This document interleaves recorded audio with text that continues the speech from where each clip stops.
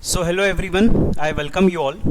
In this set of discussion we shall be addressing the amendments which are relevant for May and November 2021 attempt for the CA intermediate course. Now and the amendments would be relevant of course for the subject of income tax.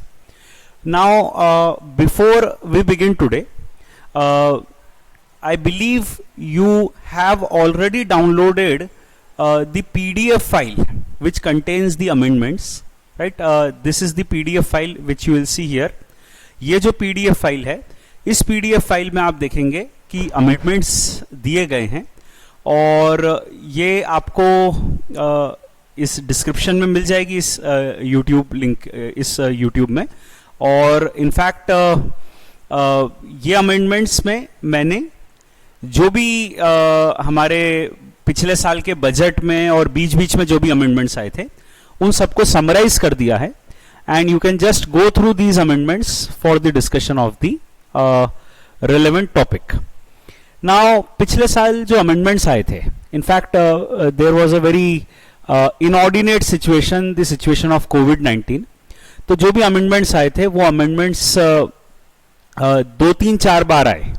सबसे पहले तो budget आया, finance act 2020, उसके बाद lockdown हो गया, हम सबको पता है, और सिचुएशन बड़ी अलग ही रही, अनप्रेसिडेंटेड सिचुएशन रही। और फिर उसके बाद finally we had taxation and other laws relaxation act. तो उस एक्ट के अंतर्गत भी कुछ अमेंडमेंट्स आए थे।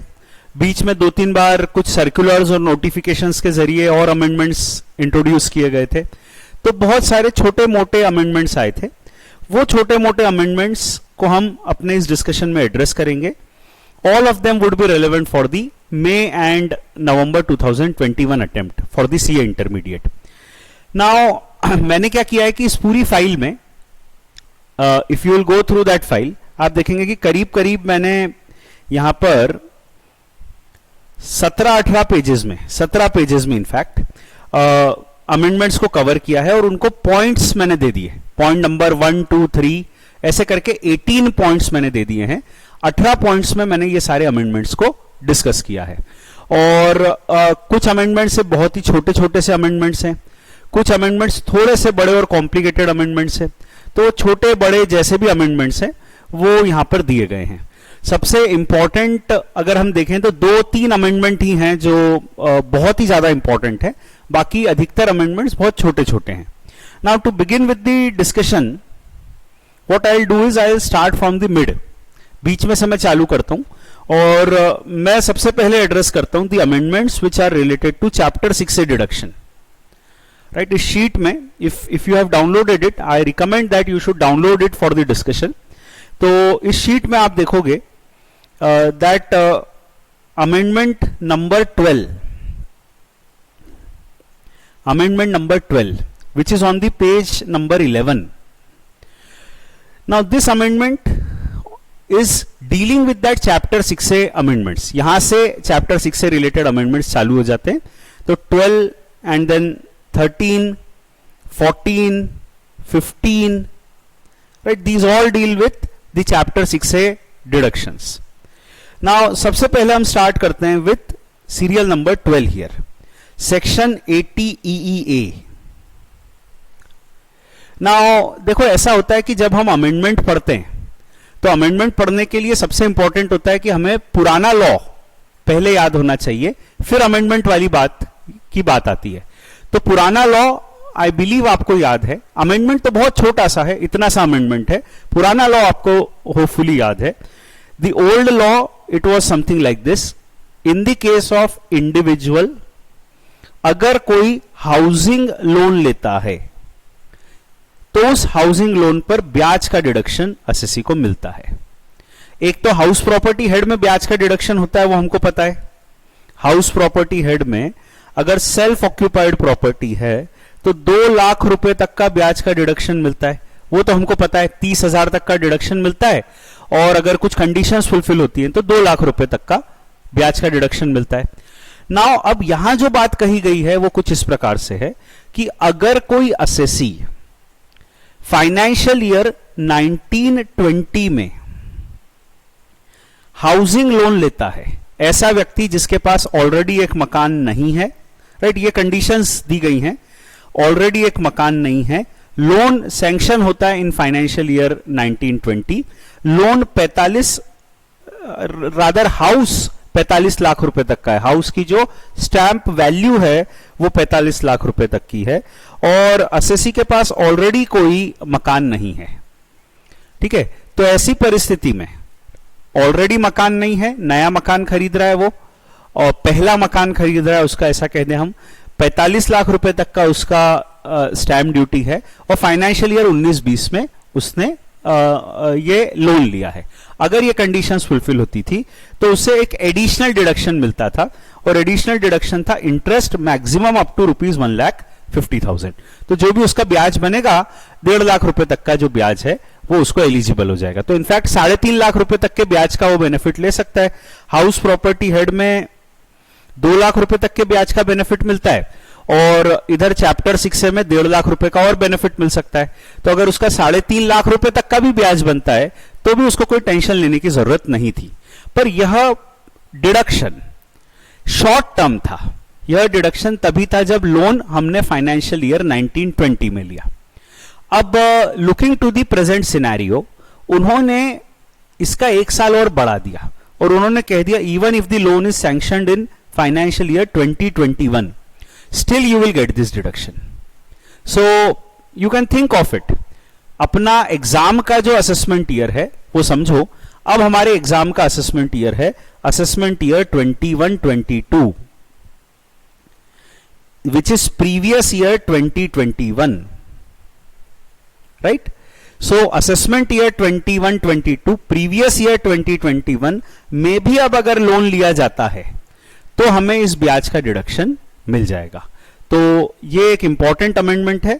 If the loan is taken in the financial year 2021 और the assessment year 21-22 still you will get the deduction of this interest, ठीक है। तो जो सेक्शन आपने पहले पढ़ा होगा वो सेक्शन अपने को भूलना नहीं है, क्योंकि वो सेक्शन अभी भी हमारे अटेम्प्ट के लिए एप्लीकेबल है। 80 EEA इज स्टिल अवेलेबल। तो एक छोटा सा अमेंडमेंट था, हो गया। अब अगला आता है 80 GGA।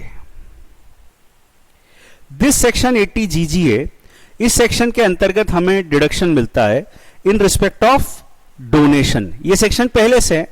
अगर हम डोनेशन देते हैं फॉर साइंटिफिक रिसर्च या फिर 35 AC project which is an eligible project, तो अगर हम एलिजिबल प्रोजेक्ट या साइंटिफिक रिसर्च के लिए डोनेशन देते हैं तो उस डोनेशन का हमको डिडक्शन मिलता है। बिजनेसमैन अगर डोनेशन देगा तो उसको डिडक्शन मिलेगा सेक्शन 35 में, if you have income from business और प्रोफेशन, और आप डोनेशन दोगे तो आपको डिडक्शन मिलेगा सेक्शन 35 में। पर अगर आप नॉन बिजनेसमैन हो, if you do not have income from business and profession, और आप डोनेशन दोगे, मान लो कोई सैलरीड एम्प्लॉय डोनेशन देता है, राइट, तो उसे सेक्शन 35 का डिडक्शन नहीं मिल पाता है, हमें पता है ये बात। तो उसे डिडक्शन कहां मिलता है? उसे डिडक्शन मिलता है सेक्शन 80 GGA में। ये सेक्शन ऑलरेडी है, इसमें कोई नई बात नहीं है। अगर कोई salaried employee, non businessman, retired व्यक्ति हम कह सकते हैं, कोई भी एग्जांपल ले सकते हैं, वो अगर डोनेशन देता है for a scientific research, for you can say eligible project, तो उसे सेक्शन 80 GGA में डिडक्शन मिलता है, और डिडक्शन होता है जितना भी वो डोनेशन देता है 100%। तो ये सेक्शन पहले से था। यहां पर एक लिमिट भी थी, और वो लिमिट ये थी कि अगर आप डोनेशन 10,000 से ऊपर का देते हो by any mode otherwise then by cash, तो आपको डिडक्शन डिसअलाउ हो जाएगा, right. So I will say it that way कि अगर आप 10,000 से ऊपर का डोनेशन देते हो तो it should be by any mode otherwise then by cash. सरकार बैंकिंग चैनल्स को प्रमोट करना चाहती है, तो पहले ये लिमिट थी 10,000। 10,000 से ऊपर का कोई भी डोनेशन अगर कैश में है तो उसका डिडक्शन डिसअलाउ हो जाएगा।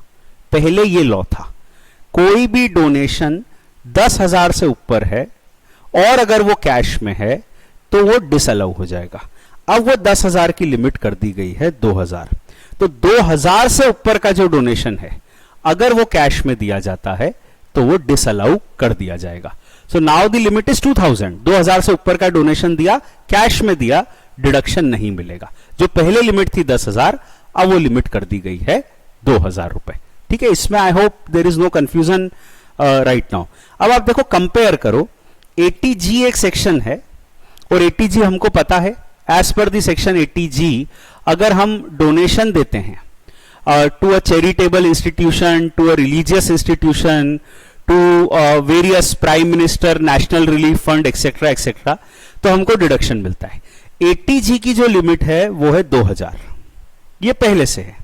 2000 तक का कैश डोनेशन चलता था और 2000 से ऊपर का कैश डोनेशन डिसअलाउ हो जाता था। तो इस सेक्शन की लिमिट भी सिंक्रोनाइज कर दी 80G के साथ, और यहां भी कर दिया कि अगर आप डोनेशन 2000 से ऊपर का देते हो कैश में तो वो डिसअलाउ हो जाएगा। You can give a donation by check, you can give a donation by draft, you can give donation by any mode otherwise than by cash. Cash के डोनेशन की लिमिट 80G और 80GGA में दोनों में 2000 कर दी गई है। ठीक है, दोनों की लिमिट मैच कर दी गई है। दूसरी बात यह है कि क्योंकि अब सिस्टम कंप्यूटराइज हो चुके हैं, बहुत सारी चीजें अब कंप्यूटराइज होती जा रही हैं, तो वो लोग क्या कर रहे हैं, वो यहां ऐसा कर रहे हैं कि आपको डिडक्शन मिलेगा on the basis of cross information provided by the payee. That is something like this. ठीक है, मैं हूं पेयर, डोनर, जिसने डोनेशन दिया। मैं कह रहा हूं साहब मेरे को डिडक्शन मिलेगा क्योंकि मैंने डोनेशन दिया है, और पेई इंस्टीट्यूशन, इस इंस्टीट्यूशन को मैंने डोनेशन दिया। इंस्टीट्यूशन बहुत सारी इंफॉर्मेशन फर्निश करेगा। इंस्टीट्यूशन बता देगा गवर्नमेंट को कि मुझे किस किस लोगों से डोनेशन मिला है, उन लोगों के परमानेंट अकाउंट नंबर गवर्नमेंट को बता देगा। इस साल हमें इन 2000 लोगों ने डोनेशन दिया और उनके परमानेंट अकाउंट नंबर ये हैं, ये पेई इंस्टीट्यूशन बता देगा। तो जो पेयर है जिसने डोनेशन दिया, पेयर क्या करेगा, सिंपली उस बेसिस पर डिडक्शन क्लेम कर लेगा। पेयर बताएगा कि साहब मैंने इस इंस्टीट्यूशन को डोनेशन दिया है और इंस्टीट्यूशन से ऑलरेडी ये इंफॉर्मेशन इनकम टैक्स डिपार्टमेंट के पास है, तो ये सारी इंफॉर्मेशन क्रॉस चेक कर ली जाएगी by the income tax department.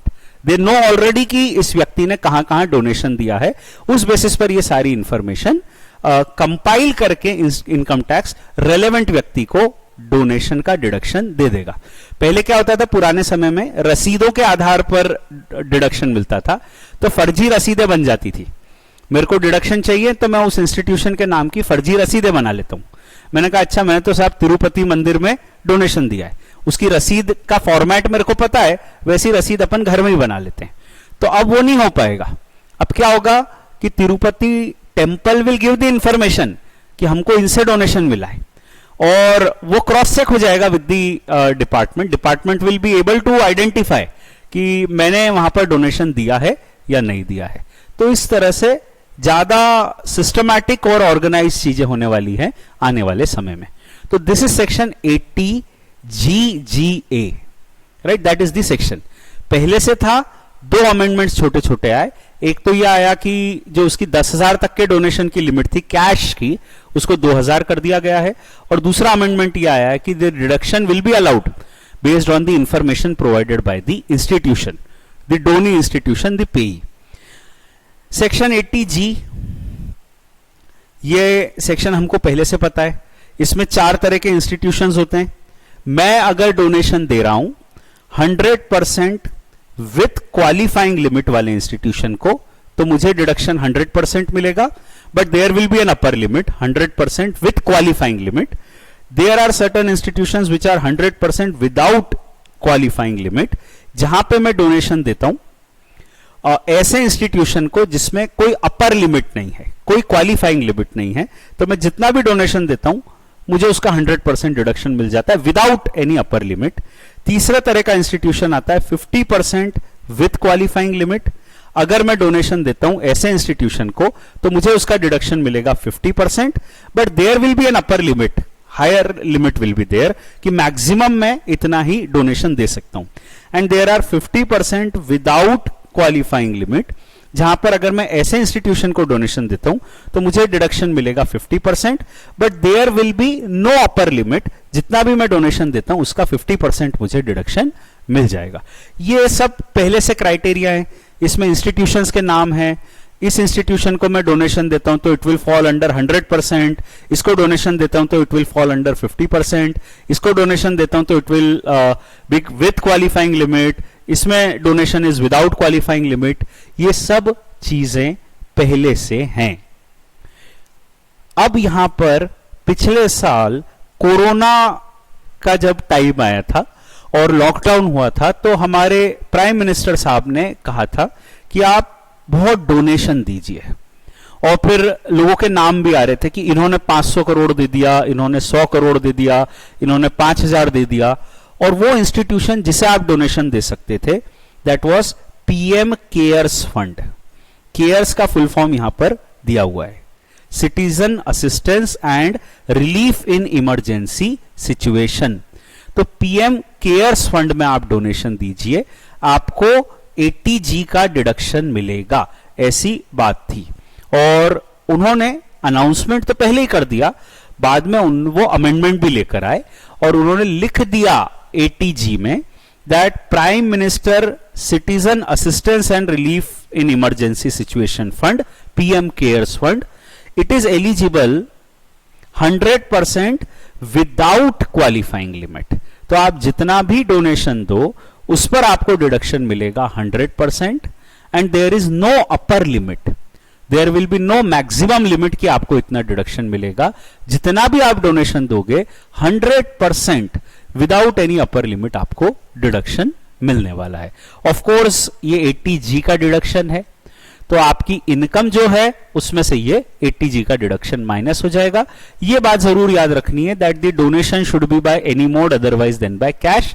वो 2000 की जो लिमिट है 80GGA में भी अभी हो गई, पहले जो 10 थी, 80G में तो पहले से ही 2000 की लिमिट थी। तो 2000 से ऊपर का डोनेशन देते हो, deduction is allowed only if the payment is by any mode otherwise then by cash.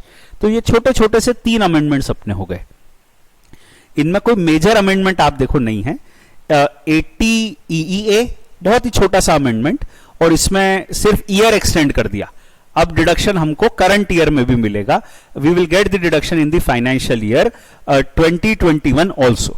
फिर 80GGA में 2 छोटे छोटे से अमेंडमेंट, एक तो कैश की लिमिट 2000 कर दी गई, और दूसरा है the deduction will be allowed based on information provided by the पेई, क्रॉस इंफॉर्मेशन के बेसिस पे डिडक्शन मिलेगा।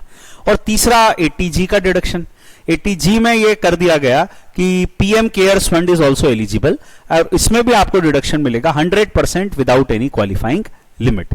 तो ये 3 छोटे छोटे से हमने डिडक्शन पढ़ लिए। अब हम और आगे चलते हैं, let us talk more about the deductions now. अब डिडक्शन की सीरीज में अगला एक सेक्शन आता है, सेक्शन 80M। यह पढ़ने से पहले, यह डिडक्शन पढ़ने से पहले हमको जाना पड़ेगा इनकम फ्रॉम अदर सोर्सेज में, और वो डिटेल में पढ़ते हैं अपन। वो पढ़ने के बाद फिर हम आएंगे to 80M।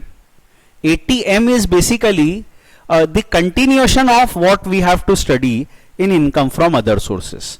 Income from other sources में एक बहुत ही बड़ा अमेंडमेंट आया है, बहुत बड़ा। तो मैं एक्चुअली ऐसा कहता हूं कि अपना डिस्कशन अब से चालू होता है टेक्निकली, क्योंकि बड़ी बात अब आने वाली है, तो इसको बहुत अच्छे से सुनो, ध्यान से सुनो। This deals with the taxation of dividend. Dividend के टैक्सेशन पे एक बहुत ही मेजर अमेंडमेंट पिछले साल आया था। हो सकता है आप लोगों ने इसके बारे में सुना हो, मुझे लगता है जरूर से इसके बारे में आपने सुना होगा, पर उस अमेंडमेंट को अपन प्रिसाइजली अब अपन समझ लेते हैं। Now the old law for dividend, हमको यह पता था कि जो डिविडेंड होता है उसमें कुछ ऐसा लॉ होता था, डोमेस्टिक कंपनी जब 222 ABCD का डिविडेंड देती थी तो उसके ऊपर company dividend distribution tax company को लगता था। कुछ 15% का रेट होता था DDT का, और उसमें फिर ग्रॉसिंग अप सरचार्ज वगैरह सब लगकर 20.5% का करीबन करीबन रेट आता था। कंपनी जब शेयर होल्डर को डिविडेंड देती थी। और शेयर होल्डर के हाथ में एक सेक्शन लगता था 115 बीबीडीए। शेयर होल्डर के हाथ में वैसे तो डिविडेंड एग्जाम था, पर under the section 115 BBDA share holder को अगर 10 लाख से ऊपर का डिविडेंड मिलता था तो शेयर होल्डर के हाथ में वो 10% की रेट पे टैक्सेबल होता था।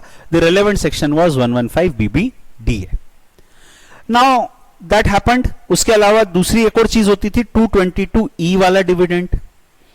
222E वाले डिविडेंड में ऐसा होता था कि कंपनी जब शेयर होल्डर को डिविडेंड देती है तो कंपनी को डिविडेंड डिस्ट्रीब्यूशन टैक्स लगता था, और कंपनी को डिविडेंड डिस्ट्रीब्यूशन टैक्स लगता था एट द रेट ऑफ 30%, और सरचार्ज वगैरह ऐड करके कुछ 34.94% हो जाता था। तो जब कंपनी अपने शेयर होल्डर को डिविडेंड देती थी तो कंपनी को इनफैक्ट डिविडेंड डिस्ट्रीब्यूशन टैक्स लगता था, और शेयर होल्डर के हाथ में वो डिविडेंड एग्जम्प्ट होता था। ये तो तब होता था जब डिविडेंड डोमेस्टिक कंपनी देती थी। फिर फॉरेन कंपनी जब डिविडेंड देती थी तो ऐसा होता था कि फॉरेन कंपनी के केस में कंपनी को कोई डिविडेंड डिस्ट्रीब्यूशन टैक्स नहीं लगता था, शेयर होल्डर के हाथ में डिविडेंड टैक्सेबल हो जाता था। अगर वो इंडिया के स्कोप में आता था, अगर वो अदरवाइज टैक्सेबल होता था तो शेयर होल्डर के हाथ में डिविडेंड टैक्सेबल हो जाता था। ये सब ओल्ड लॉ है, आपने पढ़ा हुआ है। अब इस साल इस सब कॉम्प्लिकेटेड ओल्ड लॉ को सिंप्लीफाई उन्होंने कर दिया।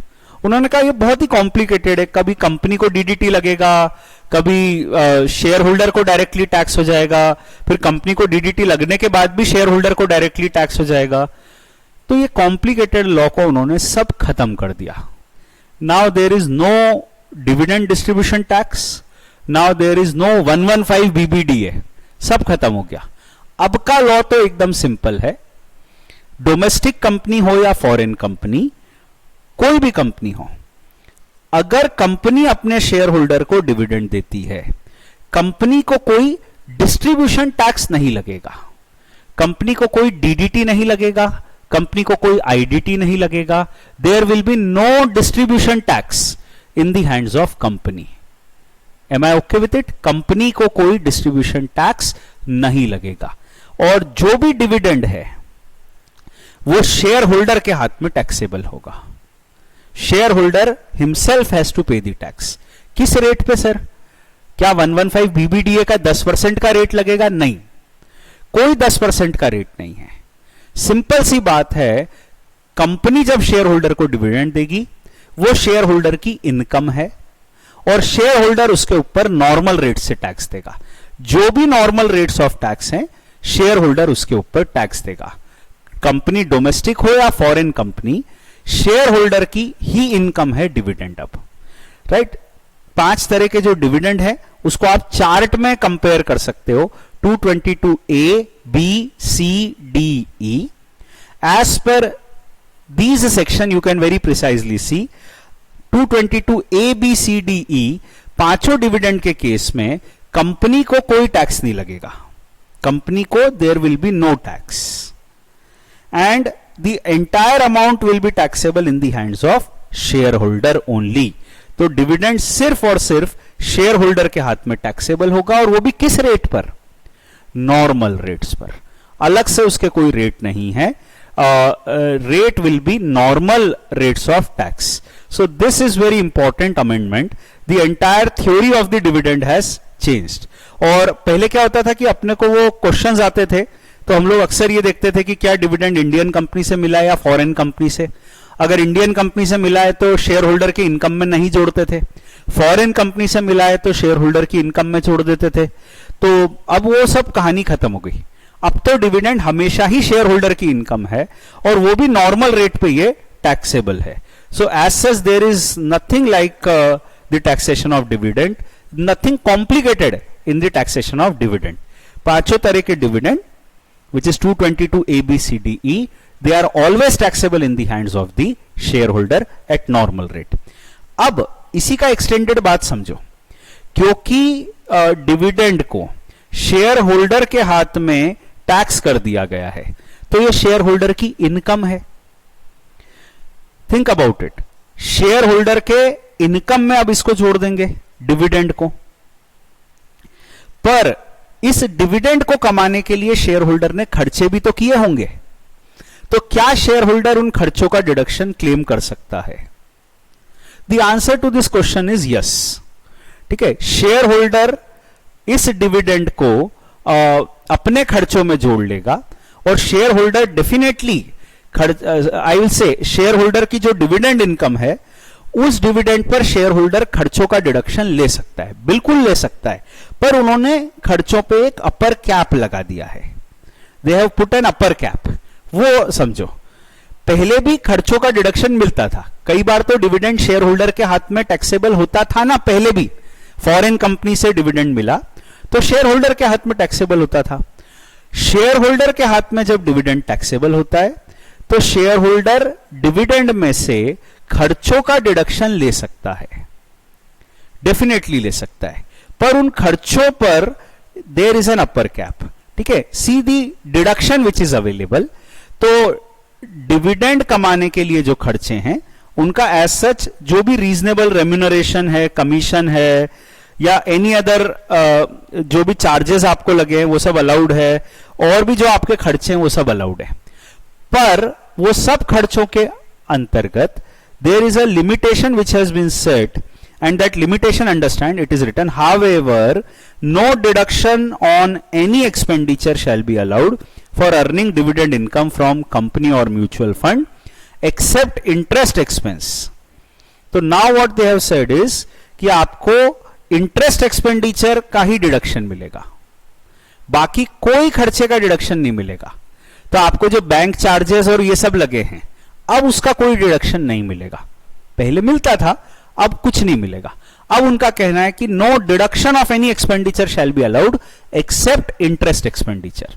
और इंटरेस्ट में भी there is a limit which is given as 20%. ठीक है, तो इंटरेस्ट एक्सपेंडिचर ही अलाउड है. मान लो अपन ने लोन लेकर शेयर्स में पैसा लगाया, लोन लिया और शेयर्स में पैसा लगाया, तो ब्याज के खर्चे का डिडक्शन मिलेगा. पर वो भी कितना? 20%. किसका 20%? इनकम का. तो अपनी डिविडेंड इनकम मान लो 10,000 रुपए है. अपने बाकी खर्चे हुए ऑफिस एक्सपेंसेस, बैंक चार्जेस 600 रुपए, तो इसका तो कोई डिडक्शन नहीं मिलेगा. इंटरेस्ट एक्सपेंडिचर भी हुआ और ये हुआ 2,500 रुपए, तो हमें 2,500 की जगह अब डिडक्शन 2,000 का ही मिलेगा. इनकम का 20%, उस पर यह डिडक्शन रिस्ट्रिक्ट हो जाएगा. तो हमारा इंटरेस्ट एक्सपेंडिचर 2,000 रुपए पर रिस्ट्रिक्ट हो जाएगा. So this is the second amendment which has come out. सबसे पहला अमेंडमेंट तो यह आया है डिविडेंड को लेकर कि डिविडेंड इनकम अब हमेशा शेयर होल्डर की नॉर्मल इनकम है. दूसरा अमेंडमेंट जो आया है कि हमें डिविडेंड कमाने के लिए केवल ब्याज के खर्चे का डिडक्शन मिलेगा और वो ब्याज का खर्चा रिस्ट्रिक्ट हो जाएगा up to 20% of the dividend income. That is the second amendment. और तीसरा अमेंडमेंट अब आता है section 80M. This section 80M, इस सेक्शन के अंतर्गत बताया गया है कि इंटर कॉर्पोरेट डिविडेंड्स का क्या होगा. मतलब मान लो there is a company C limited. C limited ने बी लिमिटेड को डिविडेंड दिया. तो सी लिमिटेड ने जब बी लिमिटेड को डिविडेंड दिया तो सी लिमिटेड के प्रॉफिट पे तो ऑलरेडी टैक्स लग चुका था. सी लिमिटेड ने बी लिमिटेड को डिविडेंड दिया तो बी लिमिटेड को उस डिविडेंड को आईएफओएस में मान के टैक्स किया जाएगा.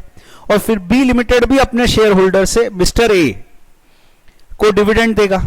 तो क्या वापस से इस डिविडेंड को ए के हाथ में टैक्स किया जाएगा?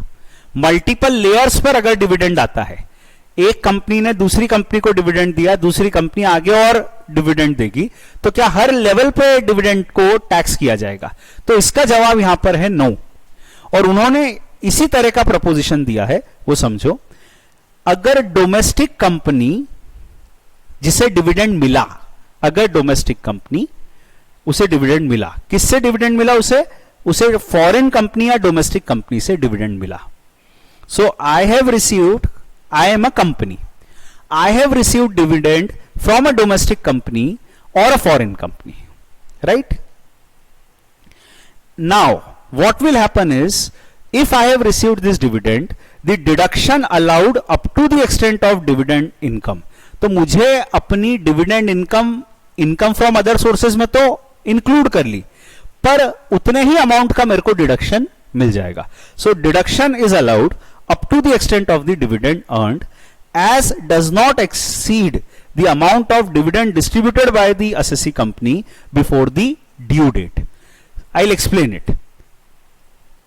C लिमिटेड को B लिमिटेड से C लिमिटेड ने B लिमिटेड को 100 रुपए का डिविडेंड दिया. ठीक है. B लिमिटेड ने मिस्टर ए को 40 रुपए का, या B लिमिटेड ने अपने शेयर होल्डर्स को 40 रुपए का डिविडेंड दिया. अब हम ये कह रहे हैं कि बी लिमिटेड जब अपनी इनकम निकालेगी, सी लिमिटेड ने डिविडेंड दिया बी लिमिटेड को, बी लिमिटेड के लिए ये इनकम है, dividend is income in the hands of B limited which is a shareholder, 100 रुपए. अब बी लिमिटेड को ये इनकम आईएफओएस में तो टैक्सेबल हो गई, पर बी लिमिटेड को चैप्टर 6A में डिडक्शन मिल जाएगा. कितना डिडक्शन मिलेगा? 80M में डिविडेंड इनकम और जो उन्होंने डिस्ट्रीब्यूट किया, विच एवर इज लेस. तो डिविडेंड इनकम 100 रुपए या 40 रुपए, विच एवर इज लेस, 40 रुपए का डिविडेंड का डिडक्शन मिल जाएगा. तो उनको कुल मिला के 60 रुपए पे ही टैक्स लगेगा. बड़ी रैशनल बात कर रहा हूं मैं. अगर मुझे 100 रुपए का डिविडेंड मिला, उसमें से मैंने 40 रुपए डिस्ट्रीब्यूट कर दिए, तो मेरे को सिर्फ 60 रुपए पे टैक्स लगेगा. ठीक है. और मान लो मेरे को 100 रुपए का डिविडेंड मिला और मेरी और भी बहुत सारी इनकम है और मैंने 150 रुपए डिस्ट्रीब्यूट कर दिए, तो 100 रुपए के डिविडेंड में से मेरे को कोई 150 रुपए का डिडक्शन थोड़ी मिल जाएगा. चैप्टर 6A में तो इनकम जितना ही डिडक्शन मिलेगा, तो my deduction will be dividend income 100 rupees. 100 rupees की डिविडेंड इनकम है, उसमें से मुझे 100 रुपीज का डिडक्शन मिल जाएगा. That is what will happen. So this proposition is very important, you will see, and the proposition is कि अगर हमको डिविडेंड इनकम होती है, हमारा एसएससी कौन है? Domestic company. B limited in our example is a domestic company. इस B limited को डिविडेंड इनकम हुई. यह डिविडेंड इनकम जो बी लिमिटेड को हुई, इसमें से बी लिमिटेड को सेक्शन 80M में डिडक्शन मिल जाएगा, डिविडेंड इनकम और expenditure which ever is less. So this is going to happen under the section 80M. अब यहां एक एडिशनल कंडीशन और लिखी गई है, उसको भी पढ़ लेते हैं. Where any deduction in respect of dividend distributed by the domestic company has been allowed under this section in any previous year. तो हमको अगर डिविडेंड का डिडक्शन मिल चुका है इस सेक्शन में, no deduction shall be allowed in respect of such amount in any other previous year. तो इस एग्जाम्पल में कुछ ऐसी बात है, समझना उसको, कि अगर हमको 100 रुपए का डिविडेंड मिला, ठीक है, और हमने 150 रुपए डिस्ट्रीब्यूट कर दिया, 100 रुपए का ऑलरेडी हमको इस साल डिडक्शन मिल गया, तो अब इस 100 रुपए का वापस से कभी डिडक्शन नहीं मिलेगा. किसी और साल में हम इस 100 रुपए का डिडक्शन वापस क्लेम नहीं कर सकते. This income we have already claimed as a deduction. So again this income we cannot claim as a deduction in subsequent year. Subsequent year में जो और मिलेगा उसका डिडक्शन हम क्लेम कर सकते हैं, उस पर कोई रिस्ट्रिक्शन नहीं है. यह अमाउंट जिसका डिडक्शन हम ऑलरेडी इस साल क्लेम कर चुके हैं, इसी अमाउंट का डिडक्शन हम अगले साल में क्लेम नहीं कर पाएंगे. That is what they want to say out of this. So this is 80M. It deals with intercorporate deposits in intercorporate dividends. तो इंटर कॉर्पोरेट डिविडेंड में basically what they are doing is कि इस chain level पे dividend को exempt कर रहे हैं. C limited ने बी लिमिटेड को डिविडेंड दिया, कुल मिला के बी लिमिटेड को इस पे टैक्स नहीं लगेगा. कब? जब बी लिमिटेड ने इस डिविडेंड को आगे फॉरवर्ड कर दिया. अगर ऐसा होता है तो बी लिमिटेड को टैक्स नहीं लगेगा, वो इनकम फ्रॉम अदर सोर्सेज हो जाएगी, बाद में उस पर 80M का डिडक्शन मिल जाएगा. और अगर बी लिमिटेड को कम अमाउंट फॉरवर्ड किया बी लिमिटेड ने, तो जितना अमाउंट फॉरवर्ड किया बी लिमिटेड ने उतना ही डिडक्शन बी लिमिटेड को मिलेगा. So this is what actually they have said under this section 80M. अब यहां पर एक इंपॉर्टेंट बात है जो लिखी नहीं गई है, वो मैं आपको बता देता हूं, उसको भी समझना आप. और देखो ओवरऑल बेसिस पे लॉ को समझना. पहले लॉ ऐसा होता था, अलग अलग सिनेरियो आप सोचो. डोमेस्टिक कंपनी जब डिविडेंड देती थी अपने शेयर होल्डर को, तो कंपनी को डीडीटी लग जाता था, और शेयर होल्डर के हाथ में ये जनरली टैक्सेबल नहीं होता था एक्सेप्ट दैट सेक्शन 115 बीबीडी है। फॉरेन कंपनी जब अपने शेयर होल्डर को डिविडेंड देती थी तो शेयर होल्डर के हाथ में ये डिविडेंड नॉर्मल इनकम के रूप में टैक्सेबल होती थी, और शेयर होल्डर को खर्चे का डिडक्शन भी मिल जाता था, उस पर कोई रिस्ट्रिक्शन भी नहीं था। और म्यूचुअल फंड्स की अब अपन बात करते हैं। म्यूचुअल फंड जब अपने यूनिट होल्डर को डिविडेंड देता था तो म्यूचुअल फंड्स को उसके ऊपर इनकम डिस्ट्रीब्यूशन टैक्स लग जाता था। टैक्स लगता था म्यूचुअल फंड को, अलग अलग रेट होते थे। इक्विटी ओरिएंटेड म्यूचुअल फंड है तो अलग रेट लगेगा, other than equity oriented mutual fund है और यूनिट होल्डर इंडिविजुअल एचयूएफ है तो अलग रेट लगेगा, यूनिट होल्डर अदर है तो अलग रेट लगेगा। तो ओल्ड लॉ बड़ा डिस्पर्स्ड था, और ओल्ड लॉ में क्या होता था कि इंस्टीट्यूशन को हम टैक्स करते थे, डोमेस्टिक कंपनी या म्यूचुअल फंड, इनके ऊपर डिस्ट्रीब्यूशन टैक्सेस लगते थे।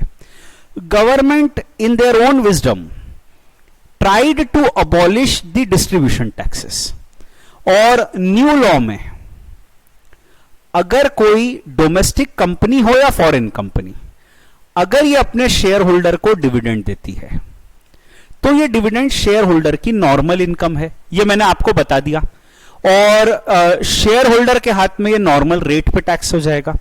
शेयर होल्डर को इसको कमाने के लिए खर्चे का डिडक्शन सिर्फ ब्याज के खर्चे का मिलेगा, और उसमें भी लिमिट है, मैक्सिमम 20% ब्याज का खर्चा अलाउड होगा। इंटर कॉर्पोरेट डिविडेंड्स में ऐसा होगा कि अगर मेरी कंपनी को डिविडेंड मिला तो उस कंपनी के हाथ में डिविडेंड एग्जम्प्ट है। कंपनी को अगर डिविडेंड मिला तो कंपनी के हाथ में डिविडेंड का डिडक्शन मिल जाएगा जितना उन्होंने आगे फॉरवर्ड कर दिया, that is section 80M। So I am a domestic company, I have received dividend, मेरे हाथ में वो डिविडेंड एग्जम्प्ट है, मतलब एग्जम्प्ट मतलब उतना ही मेरे को डिडक्शन मिल जाएगा अगर वो अमाउंट मैंने फॉरवर्ड कर दिया, ये भी मैंने बता दिया। अब समझो म्यूचुअल फंड में कोई अमेंडमेंट आया क्या, इस शीट में नहीं लिखा है वो, पर मैं आपको बताता हूं, वो नहीं दिया हुआ शीट में, मैं अपनी तरफ से बता रहा हूं। म्यूचुअल फंड में भी उन्होंने यही किया है, डिस्ट्रीब्यूशन टैक्स का कंसेप्ट हटा दिया है।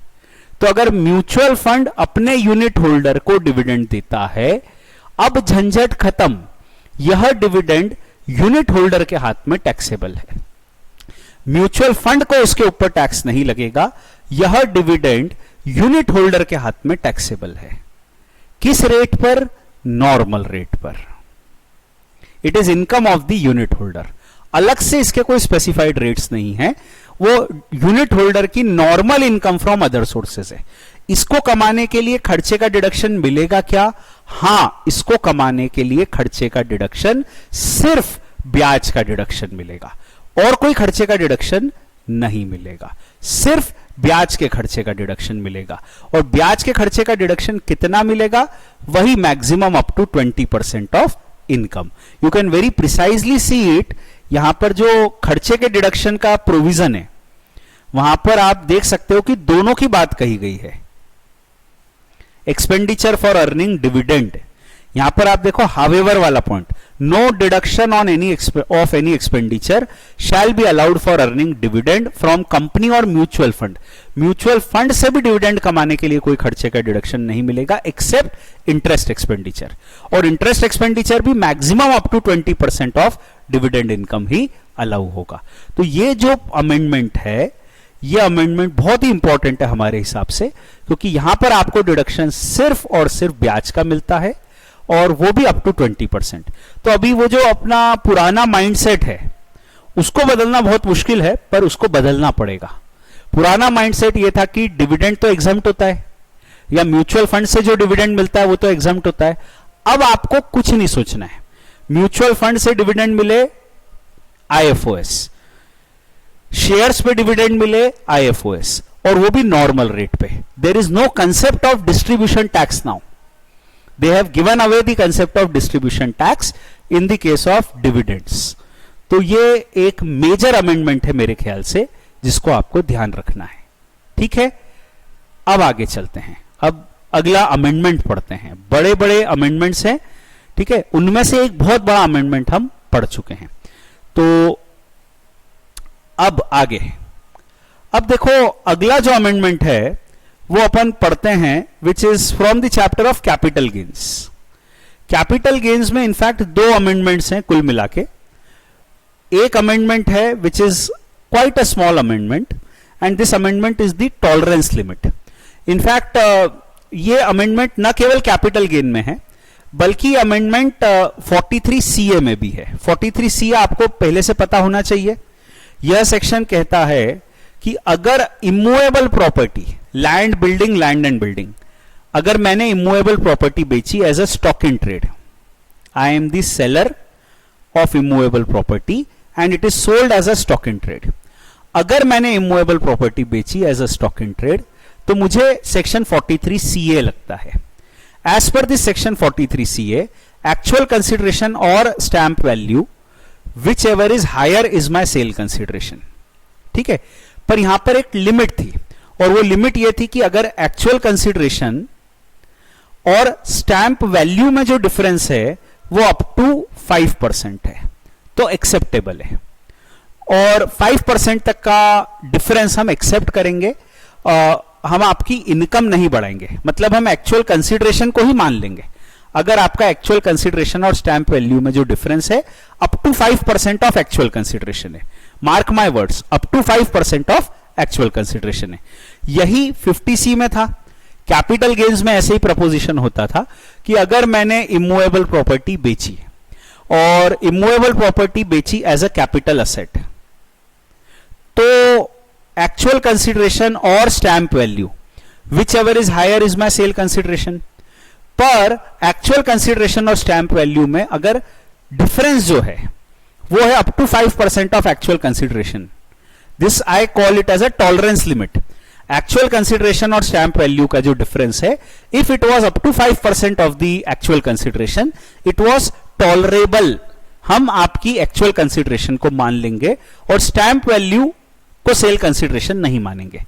ऐसा ही इनकम फ्रॉम अदर सोर्सेज में था 56(2)(10) में, और प्रपोजिशन ये था कि अगर मैंने इमूवेबल प्रॉपर्टी परचेज की और इमूवेबल प्रॉपर्टी अगर मैं स्टैंप वैल्यू से कम में खरीदता हूं, गाइडलाइन वैल्यू से कम में खरीदता हूं, तो ऐसी परिस्थिति में गाइडलाइन वैल्यू और एक्चुअल कंसिडरेशन का जो डिफरेंस है उसे इनकम फ्रॉम अदर सोर्सेज मान लिया जाता है। गाइडलाइन वैल्यू और एक्चुअल कंसिडरेशन का जो डिफरेंस है, मान लो 2 लाख की प्रॉपर्टी है, मैंने 60,000 रुपए में खरीद ली, तो 2 लाख और 60,000 का जो डिफरेंस है वो मेरी इनकम फ्रॉम अदर सोर्सेज मान लिया जाता है।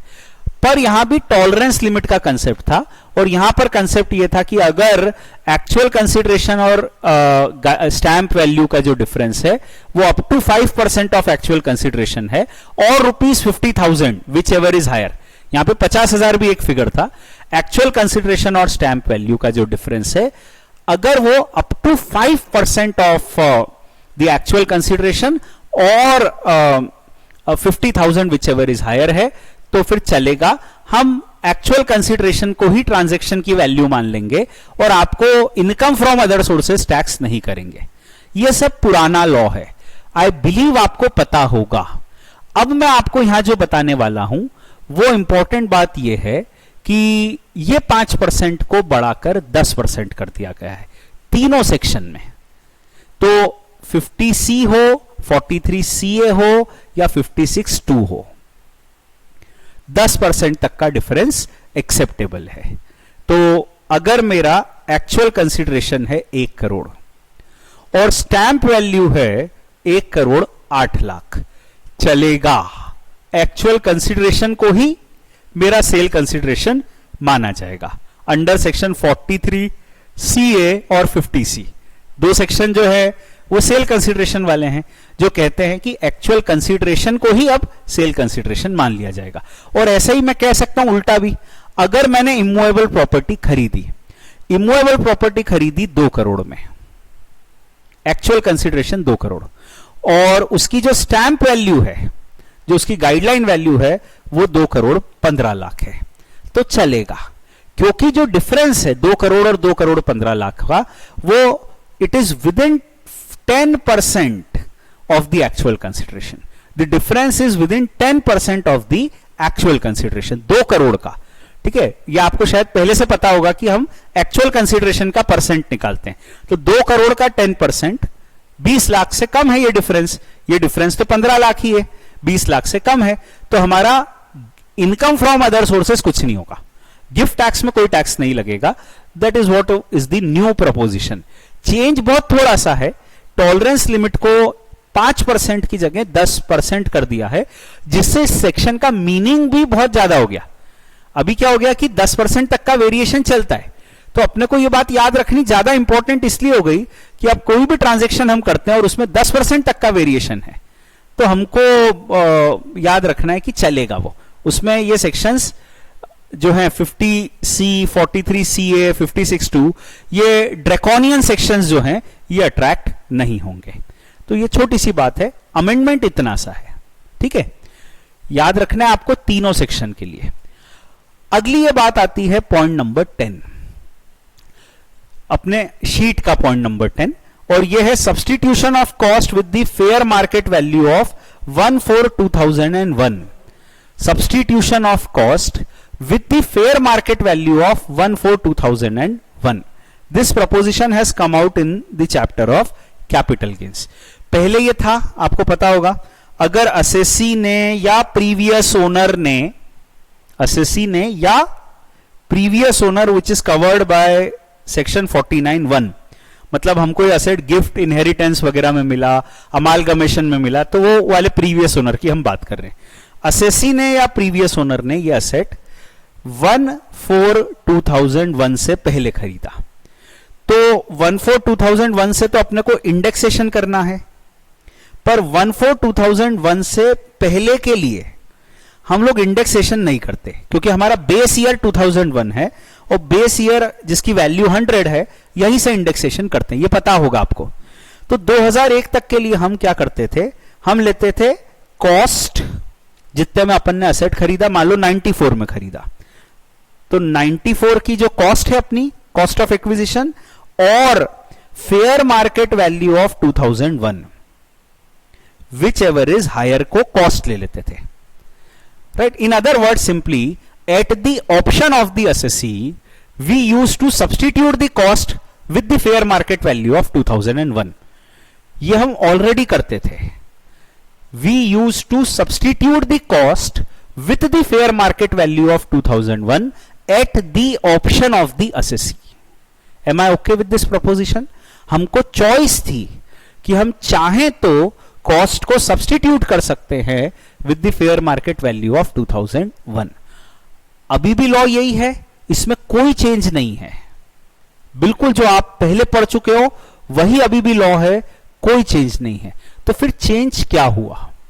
चेंज समझो, चेंज ये हुआ कि 2001 की फेयर मार्केट वैल्यू कैसे निकलेगी। मूवेबल प्रॉपर्टी के केस में तो फेयर मार्केट वैल्यू मतलब उस दिन की फेयर मार्केट वैल्यू ही होगा, जितनी की मार्केट वैल्यू है, उसमें कोई मतलब क्राइटेरिया नहीं है। पर इमूवेबल प्रॉपर्टी के केस में there can be a criteria, and that criteria is the guideline value. Immovable property के केस में 2001 की stamp value is the fair market value. उन्होंने बल्कि उसको ऐसा लिखा है कि इमूवेबल प्रॉपर्टी के केस में इमूवेबल प्रॉपर्टी की जो फेयर मार्केट वैल्यू है वो ही उसकी फेयर मार्केट वैल्यू है, but it can in any case not exceed the stamp value. जैसे आपका कहना है कि सर 2001 में हमारी इस मकान की फेयर मार्केट वैल्यू थी 50 लाख, उस समय इस मकान की जो स्टैंप वैल्यू चल रही थी वो 60 लाख रुपए थी। तो सरकार ने कहा हम मान लेंगे कि 50 लाख आपकी फेयर मार्केट वैल्यू है। आप कह रहे हो 50 लाख की मार्केट वैल्यू है, कोई बात नहीं, 50 लाख की मार्केट वैल्यू है। पर अगर आप कह रहे हो कि सर 70 लाख की मार्केट वैल्यू थी, जबकि उस समय की स्टैंप वैल्यू 60 लाख थी, 60 लाख की स्टैंप वैल्यू थी, आप कह रहे हो नहीं नहीं सर हमारी तो 70 लाख की मार्केट वैल्यू थी, स्टैंप वैल्यू से ज्यादा थी हमारी मार्केट वैल्यू। उनका कहना है no, the market value of 2001 can not exceed the stamp value. तो we will restrict the market value at stamp value. Simple बात यह है कि स्टैंप वैल्यू ही मार्केट वैल्यू है, उससे कम तो कोई क्यों बोलेगा। ठीक है, मेरे पास एक मकान है, मैं हमेशा ये चाहूंगा कि उसकी कॉस्ट ज्यादा हो, कॉस्ट ज्यादा होगी तो इनकम कम होगी, तो मैं हमेशा ये कहूंगा कि साहब उस मकान की मार्केट वैल्यू ज्यादा थी, उनने कह दिया कि स्टैंप वैल्यू से ज्यादा नहीं हो सकती, तो ऑब्वियसली प्रैक्टिकल लाइफ में मैं यही कहूंगा कि स्टैंप वैल्यू ही मार्केट वैल्यू है। In the case of immovable property we are talking about 2001। 2001 से पहले अगर आपने इमूवेबल प्रॉपर्टी खरीदी है तो उसकी मार्केट वैल्यू क्या रहेगी? The market value will be stamp value. उनका वर्डिंग्स ये है, in any case it can not exceed the stamp value, right? The market value can not exceed the stamp value, that is their wordings. Obviously nobody will say कि उससे कम थी value. ठीक है, अगर यहां की जमीन की स्टैंप वैल्यू 60 लाख चल रही थी 2001 में, तो मैं यही कहने वाला हूं अब कि साहब 60 लाख ही इसकी कॉस्ट है, 60 लाख ही इसकी 2001 की मार्केट वैल्यू है। That is what I am going to say obviously in the real life. तो ये प्रपोजिशन आया, छोटा सा प्रपोजिशन है एज सच, पर हाँ to some extent it is useful because हो सकता है आपको एग्जाम में क्वेश्चन आए और उसमें आए कि साहब ये असेट 2001 से पहले खरीदा, तो उसमें क्वेश्चन में ही वो 2001 की स्टैंप वैल्यू भी दे देंगे। कंफ्यूज करने के लिए कह सकते हैं कि एसएससी कह रहा है कि मार्केट वैल्यू इतनी थी, तो अब आप इग्नोर ही कर दो मार्केट वैल्यू को, क्योंकि स्टैंप वैल्यू ही मार्केट वैल्यू है। तो ये छोटा सा एक अमेंडमेंट है, serial number 10, and I hope I am clear with it. We are talking about 2001। ठीक है, बेचते समय तो गाइडलाइन वैल्यू और actual consideration whichever is higher, वो तो 50C है ही अपना।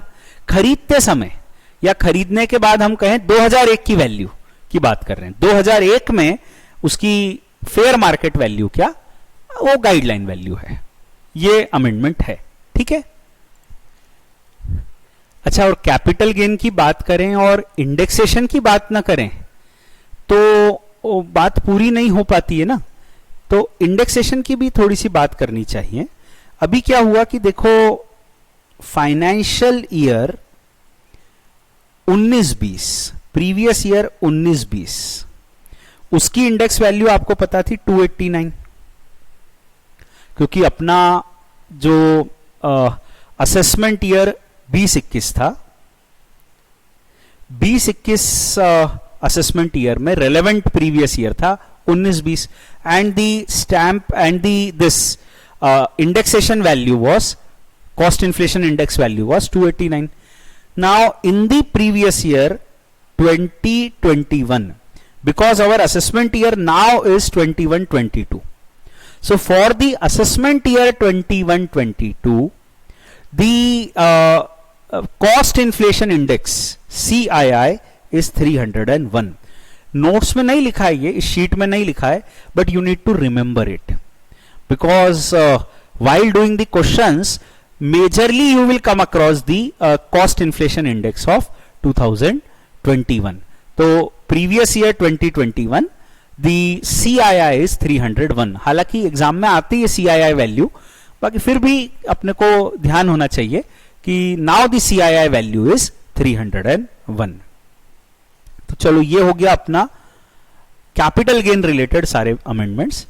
Capital gain related and other sources related and chapter 6 से रिलेटेड अमेंडमेंट्स अपने हो गए, ये सारे अमेंडमेंट्स खत्म हो गए। ठीक है, we are through with it. और पॉइंट वाइज देखोगे तो बहुत सारे पॉइंट्स अपन ने पढ़ लिए, क्योंकि छोटे छोटे पॉइंट्स अपन ने पढ़े। अब आते हैं अपन the due date of filing of return, return of income chapter पे। और देखो, रिटर्न ऑफ इनकम चैप्टर में there is a very important amendment which has come out, और वो अमेंडमेंट को आप समझो। बहुत छोटा सा अमेंडमेंट है, वो आया है और उसको समझो। अभी देखो, पहले क्या होता था, हमेशा जब भी अपन न्यू लॉ की बात करें तो पहले अपने को ओल्ड लॉ याद होना चाहिए।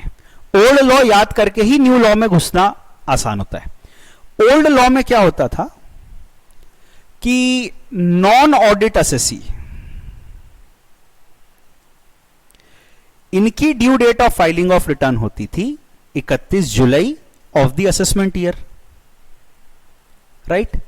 ऑडिट एसएससी की due date of filing of return होती थी 30th सितंबर ऑफ द असेसमेंट ईयर, और अगर किसी के ऊपर ट्रांसफर प्राइसिंग प्रोविजंस लग रहे हैं तो उनकी due date of filing of return होती थी 30th November of the assessment year.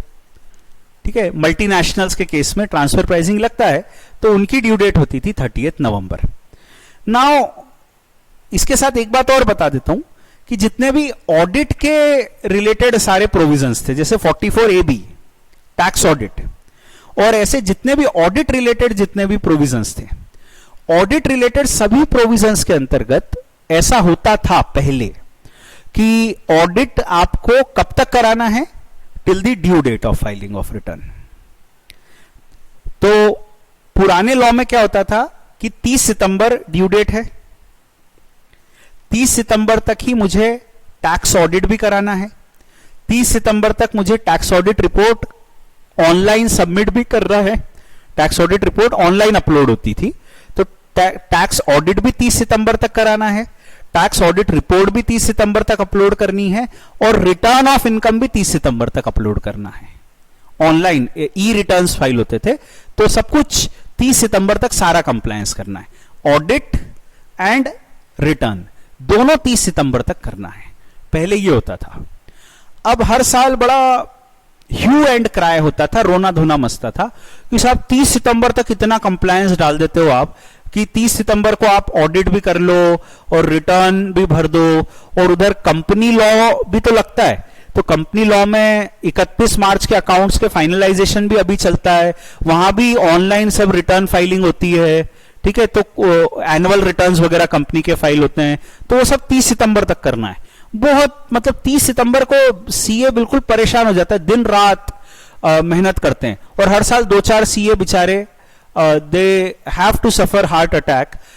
ऐसा हम पढ़ते हैं, कई बार आता है कि because of the stress 2-3 CA बेचारे उनकी डेथ हो गई। It happens, right? I am talking about a very practical thing.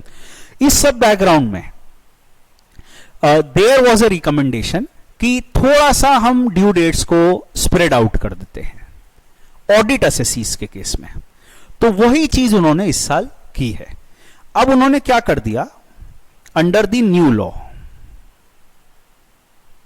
Non audit assessee की जो due date of filing of return है वो तो 31 जुलाई ऑफ द असेसमेंट ईयर है, उसमें कोई चेंज नहीं है। ऑडिट एसएससी की due date of filing of return, due date of filing of return कर दी है 31 अक्टूबर of the assessment year. So in the case of an audit assessee, the return is to be filed up to 31st October of the assessment year. एक महीना और मिल गया, थोड़ा सा ब्रीथिंग कंफर्ट। और खुशी की बात यह है कि उनका जो ऑडिट कराने की ड्यू डेट है, जितनी भी ऑडिट के प्रोविजंस है, जैसे टैक्स ऑडिट है, उसके अलावा आप 50B में होता है स्लम सेल, अगर है तो स्लम सेल में ऑडिट होता है, और भी जहां जहां ऑडिट रिपोर्ट्स की रिक्वायरमेंट है, 33AD है, 35AD है, 33AB है, जहां जहां ऑडिट रिपोर्ट्स की जरूरत है, सब जगह ये लिख दिया है कि ऑडिट आपको कराना है 1 month prior to due date of filing of return. तो ऑडिट तो अभी भी 30 सितंबर तक होगा, पर रिटर्न जो अपलोड होगा वो 31 अक्टूबर तक होगा। तो 2 महीने मतलब एक हॉरिजॉन मिल जाएगा आपको। एज अ सीए मैंने 30 सितंबर तक ऑडिट कर दिया, ऑडिट करके ऑडिट रिपोर्ट अपलोड कर दी। अब थोड़ा 1 हफ्ते सांस ले लूं मैं, और फिर अक्टूबर के महीने में आराम से मैं उनका रिटर्न तैयार करके फाइल कर दूं, तो थोड़ा सा मेरे को कंफर्ट मिल जाएगा। That is what they have written, right? थोड़ा रैशनल है, practically people are happy with it कि सब एक ही दिन करने की अब ऑब्लिगेशन खत्म हो गई। पहले क्लाइंट को बुलाओ सितंबर में, उनके अकाउंट्स वगैरह ऑडिट कर लो, सितंबर तक ऑडिट कर लो, ऑडिट रिपोर्ट बनाओ और उसको अपलोड कर दो। फिर अगर वो क्लाइंट आप ही से रिटर्न भराता है तो उसको बुलाओ और उसका रिटर्न बना के उसको भी अपलोड कर दो। ठीक है, हो सकता है रिटर्न भरने वाला सीए दूसरा भी हो, तो और भी अच्छा है कि हमने ऑडिट कर दिया, ऑडिट रिपोर्ट अपलोड कर दिया, अपना काम हो गया सितंबर तक। तो रैशनल प्रपोजिशन है, people are happy with it. The audit will be done up to 30th September, but the return will be filed up to 31st October। Quite a rational proposition. Transfer pricing में पहले भी due date 30 नवंबर थी, अभी भी due date 30 नवंबर है, वहां कोई change नहीं है। चेंज सिर्फ आया है in the case of the tax audit and in the case of audit required under the income tax act. यही चेंज है। जिसकी 30 सितंबर डेट थी उसको रिटर्न की डेट 31 अक्टूबर कर दी, ऑडिट की डेट तो अभी भी 30 सितंबर है। तो ये हो गया the provision dealing with the due date of filing of return. एक छोटा सा अमेंडमेंट और आया है, और वो अमेंडमेंट आया है फॉर्म के केस में एक्सटेंशन का। पहले क्या होता था आपको पता ही होगा कि अगर कोई पार्टनरशिप फॉर्म है, फॉर्म का ऑडिट हो रहा है और मैं उस फॉर्म का वर्किंग पार्टनर हूं, मेरा भले ही ऑडिट नहीं हो रहा है, पार्टनरशिप फॉर्म है, फॉर्म का ऑडिट हो रहा है और मैं उस फॉर्म का वर्किंग पार्टनर हूं, मेरा भले ही ऑडिट नहीं हो रहा है। क्योंकि फॉर्म का ऑडिट हो रहा है तो फॉर्म का रिटर्न पहले जाता था 30 सितंबर, अब जाएगा 31 अक्टूबर। फॉर्म का रिटर्न जाएगा 31 अक्टूबर। वर्किंग पार्टनर का रिटर्न भी अब मतलब जाता था 30 सितंबर। फॉर्म का ऑडिट हो रहा है, मैं वर्किंग पार्टनर हूं, my salary is dependent on the firm. मेरी सैलरी कितनी मेरे हाथ में टैक्सेबल होगी। You must be aware of section 40B जो कहता है सैलरी और इंटरेस्ट कितनी अलाउ होगी पार्टनर को और पार्टनर के हाथ में कितनी टैक्सेबल होगी। तो क्योंकि सैलरी और इंटरेस्ट जो है वो पार्टनर के हाथ में कितनी टैक्सेबल होगी वो फॉर्म पे डिपेंडेंट है। जब फॉर्म का रिटर्न 30 सितंबर तक जाता था तो वर्किंग पार्टनर का रिटर्न भी 30 सितंबर तक जाता था। अब उन्होंने एक तो वर्ड हटा दिया वर्किंग पार्टनर। अब आप वर्किंग पार्टनर हो या स्लीपिंग पार्टनर, आपका रिटर्न 30 सितंबर तक जाएगा और 30 सितंबर भी इनफैक्ट कर दिया 31 अक्टूबर, विच इज ऑब्वियस क्योंकि अब फर्म का अगर टैक्स ऑडिट हो रहा है, फर्म का अगर टैक्स ऑडिट हो रहा है तो ऐसी परिस्थिति में फर्म का रिटर्न 31 अक्टूबर तक जाएगा। तो फर्म के सभी पार्टनर्स भले ही उनका ऑडिट नहीं हो रहा हो, उनका भी रिटर्न 31 अक्टूबर तक जाएगा। तो अगर हमारे क्लाइंट फर्म है तो फर्म और उसके सभी पार्टनर्स का रिटर्न 31 अक्टूबर तक जाएगा। It is wrongly return here, it will go up to 31 October. ठीक है। If I am a working partner in any firm, ऐसी फर्म जिसका ऑडिट होता है, बस चिंता खत्म, 31 अक्टूबर को रिटर्न भरना है।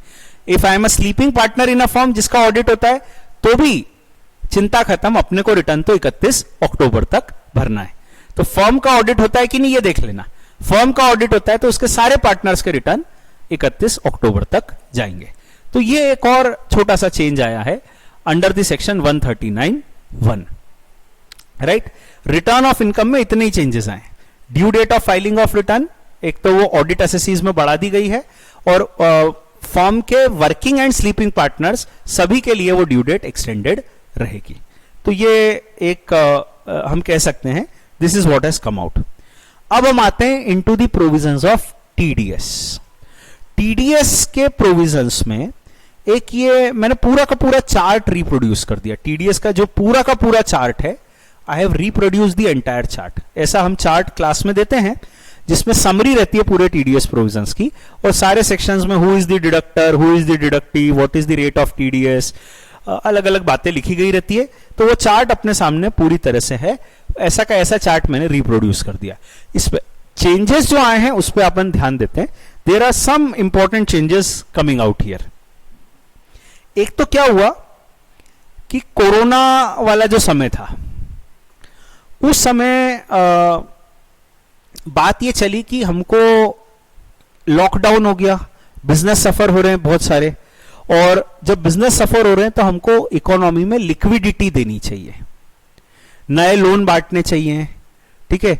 किसानों को नए लोन देने हैं, लोगों को नए लोन देने हैं, बिजनेस को नए लोन देने हैं, बहुत सारे अलग अलग तरीके किए जिससे लिक्विडिटी इकोनॉमी में इंजेक्ट हो।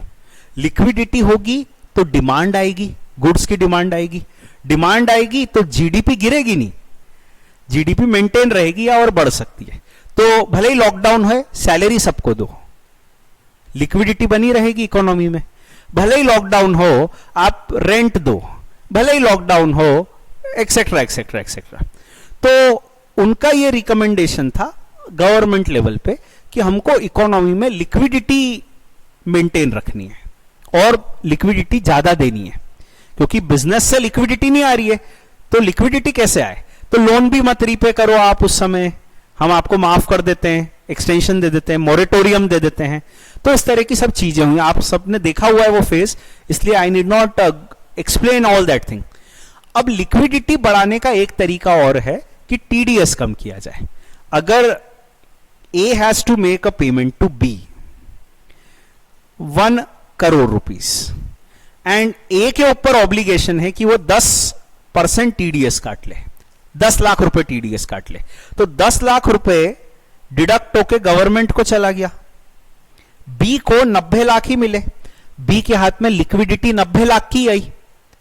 तो ये रिकमेंडेशन आई कि लिक्विडिटी बढ़ाने के लिए टीडीएस के रेट कम कर दो। तो क्या होगा, जब ए बी को पेमेंट करेगा और 10 की जगह मान लो 7.5% टीडीएस काटा, तो क्या होगा, 7.5 लाख रुपए गवर्नमेंट को जमा होगा। बाद में बी अपना टैक्स खुद से भर देगा, इनकम टैक्स, पर बी को मिलेगा 92.5, थोड़ा ज्यादा पैसा मिलेगा, एंड देयरफॉर उसकी लिक्विडिटी बढ़ जाएगी। He can do more transactions with that extra 2.5 lakh रुपए जो उसको मिले, उससे वो बिजनेस कर सकता है, ट्रांजेक्शंस कर सकता है। यह चीज को गवर्नमेंट ने एक्सेप्ट किया और 14 मई 2020 से 31 मार्च 2021 के बीच में जो ट्रांजैक्शंस होंगे, एक्चुअली ये प्रोविजन 13 मई को लेकर आए। वो आपको ध्यान होगा कि जब लॉकडाउन चल रहा था तो बीच बीच में छोटे छोटे मिनी बजट्स आए, जैसे बजट आता है साल का फुल फ्लेजेड, तो our finance minister she brought mini budgets, जिसको लोग मिनी बजट कहते थे, उसमें कई सारे इस तरह के रिलैक्सेशंस अनाउंस किए जाते थे। तो 13 मई को एक बहुत बड़ा रिलैक्सेशन अनाउंस किया गया, एक पैकेज अनाउंस किया गया, और उसमें यह कहा गया कि टीडीएस के प्रोविजंस में अधिकतर सेक्शंस में हम टीडीएस की रेट को 75% कर देते हैं। अगर पहले रेट 10% थी तो 7.5 हो जाएगी, पहले रेट 1% थी तो 0.75 हो जाएगी, पहले रेट 2% थी तो वह 1.5 हो जाएगी। अधिकतर सेक्शंस में ये उन्होंने चेंजेस कर दिए, कुछ सेक्शंस में चेंजेस नहीं किए। तो यहां पर मैं आपको सारे के सारे सेक्शंस दे दिए, you can just analyse and understand कि किस सेक्शन में रेट चेंज हुआ है, किस सेक्शन में रेट चेंज नहीं हुआ है। अभी देखो, आपका ईयर में दोनों सेगमेंट है। अगर ट्रांजैक्शन 1 अप्रैल 2020 से 13 मई 2020 के बीच में हुआ है तो टीडीएस का रेट कितना लगेगा, ओरिजिनल। पर अगर ट्रांजैक्शन 14 मई 20 से 31 मार्च 21 के बीच में हुआ है तो टीडीएस का रेट कितना लगेगा, वो लगेगा 75% of the original rate in most of the cases. जैसे अपन एग्जांपल लेते हैं, मान लो ये सेक्शन है 194A, TDS on interest other than interest on securities. अब यहां पर अगर आपका ट्रांजैक्शन 1 अप्रैल से 13 मई के बीच में, याद रखना एग्जाम एंगल से, एग्जाम में they can confuse with the date. अगर आपका ट्रांजैक्शन 1 अप्रैल से 13 मई के बीच में है तो आपको टीडीएस काटना है 10% की रेट पे। अगर आपका ट्रांजैक्शन 14 मई से 31 मार्च के बीच में है तो आपको टीडीएस काटना है 7.5%। और इसका उल्टा एंगल भी समझ लो, देखो उल्टा एंगल कैसा है, कई बार ऐसा था ना, इंटरेस्ट इनकम और ब्रैकेट में लिखा है नेट, नेट मतलब होता है नेट ऑफ टीडीएस, ठीक है। Now in the exam they can give a data like that कि एसएससी को इंटरेस्ट इनकम हुई नेट ऑफ टीडीएस, और उन्होंने कह दिया इंटरेस्ट इनकम है 90 lakhs नेट ऑफ टीडीएस, और ये हुई है से 1 मई 2020 को। तो हमको इसको ग्रॉस अप करना है, ग्रॉसिंग अप करना है, अप्लाइंग द रेट ऑफ 10%। तो हम ये कहेंगे कि अगर 90 लाख 90% है 10% टीडीएस काट के, तो 100% कितना, तो वो आ जाएगा 100 lakhs। पर अगर यही 1 जून 2020 का ट्रांजैक्शन होता, इंटरेस्ट इनकम नेट, तो हम ग्रॉसिंग अप करते हैं 90 लाख अगर 92.5% है तो 100% कितना, तो कुछ आता है 97.29 समथिंग, 97.297 lakhs, ये अपना आंसर आता, क्योंकि यहां पर ग्रॉसिंग अप हम करते 7.5% को रेट लेकर। तो सिंपल बात यह है कि अपने को डेट्स याद रखनी है।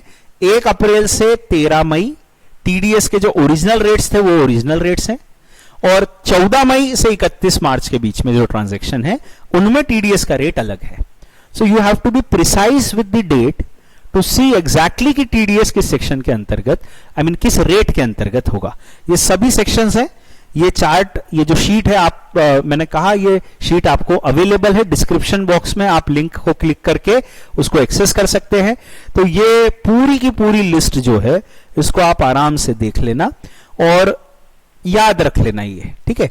कई जगह रेट्स उन्होंने चेंज नहीं किए हैं, जैसे यहां पे आप देखो 194N, they have not change the rates. तो TDS was to be deducted at 2%, अभी भी TDS is to be deducted at 2%। पर कई जगह उन्होंने रेट्स चेंज किए हैं, जहां चेंज किए हैं उसको भी याद रख लेना, और वहां पर जो रेट्स हैं उस हिसाब से हमको अप्लाई करना है, ठीक है। बहुत बड़ा अमेंडमेंट है मेरे ख्याल से TDS related, and we have to be precise कि टीडीएस का रेट क्या होगा, उस हिसाब से हमको पूरा लॉ अप्लाई करना है। ठीक बात है, ध्यान रखना। टीडीएस में दूसरे भी कई सारे अमेंडमेंट्स है, उनको भी हम एड्रेस करने की कोशिश करते हैं, ठीक है। बेसिक जो फर्स्ट लेवल का अमेंडमेंट था वो मैंने आपको बता दिया कि rate of TDS almost her section का चेंज हो गया, temporarily only for the corona times, ठीक है। अब उसके बाद कुछ जगह चेंजेस हैं, जैसे यहां पर आप देखोगे 194J, 194J में टीडीएस होता है fees for professional and technical service, fees for professional service, fees for technical service, royalty, anti competitive fees and directors remuneration, जहां डायरेक्टर एम्प्लॉय नहीं है। इन 5 केसेस में 194J अप्लाई होता है। 194J का रेट ऑफ टीडीएस है 10%, 10% की रेट पे टीडीएस होता है। 1 अप्रैल से 13 मई के बीच में रेट था 10%, और 14 मई से 31 मार्च का रेट है 7.5%। और इफ द पेई is a call centre, if the पेई इज अ कॉल सेंटर, तो रेट ऑफ टीडीएस है 2%। ये पहले से था, पहले 2 था, 1 अप्रैल से 13 मई 2% है, और 14 मई से 31 मार्च 1.5% है। पर लास्ट ईयर के बजट में एक और केस में उन्होंने 2% किया था, और वो था distribution of cinema, royalty, fees for technical services in respect of distribution of cinema. Cinema में जो डिस्ट्रीब्यूटर्स होते हैं वो जब रॉयल्टी पे करते हैं, ठीक है, मतलब आप समझो there is a film distributor, उसने फिल्म प्रोडक्शन कंपनी को रॉयल्टी पे की, ठीक है।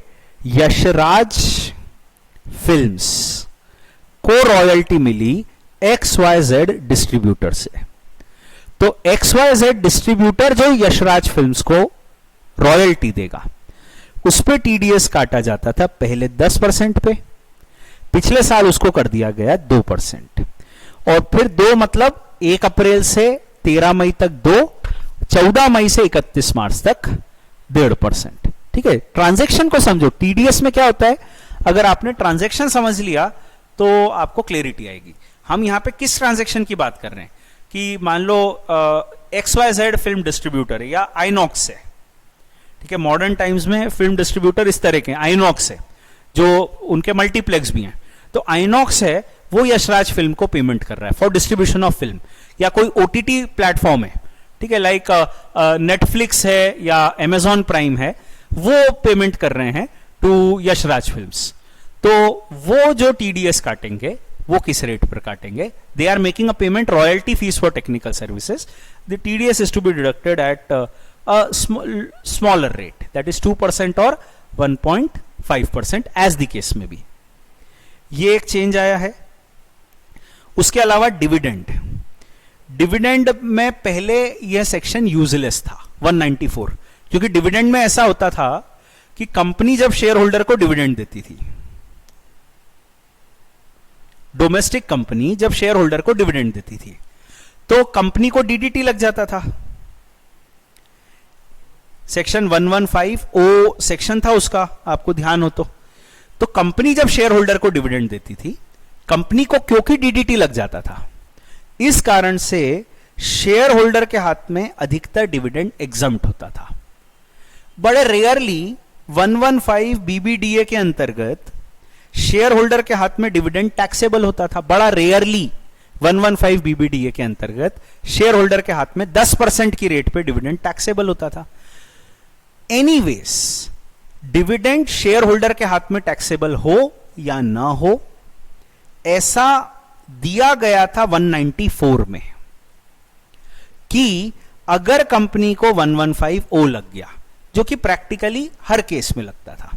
कंपनी अगर डिविडेंड दे रही है तो 115 ओ लग रहा है कंपनी को, तो अगर कंपनी को 115 ओ लग गया, ऐसी परिस्थिति में TDS will not be attracted. 194 will not apply अगर डीडीटी लग गया है तो, जो रियल वर्ल्ड में इनफैक्ट हर केस में होता था। इसलिए 194 वॉज अ यूजलेस सेक्शन। पर अभी इस साल कहानी पूरी बदल गई।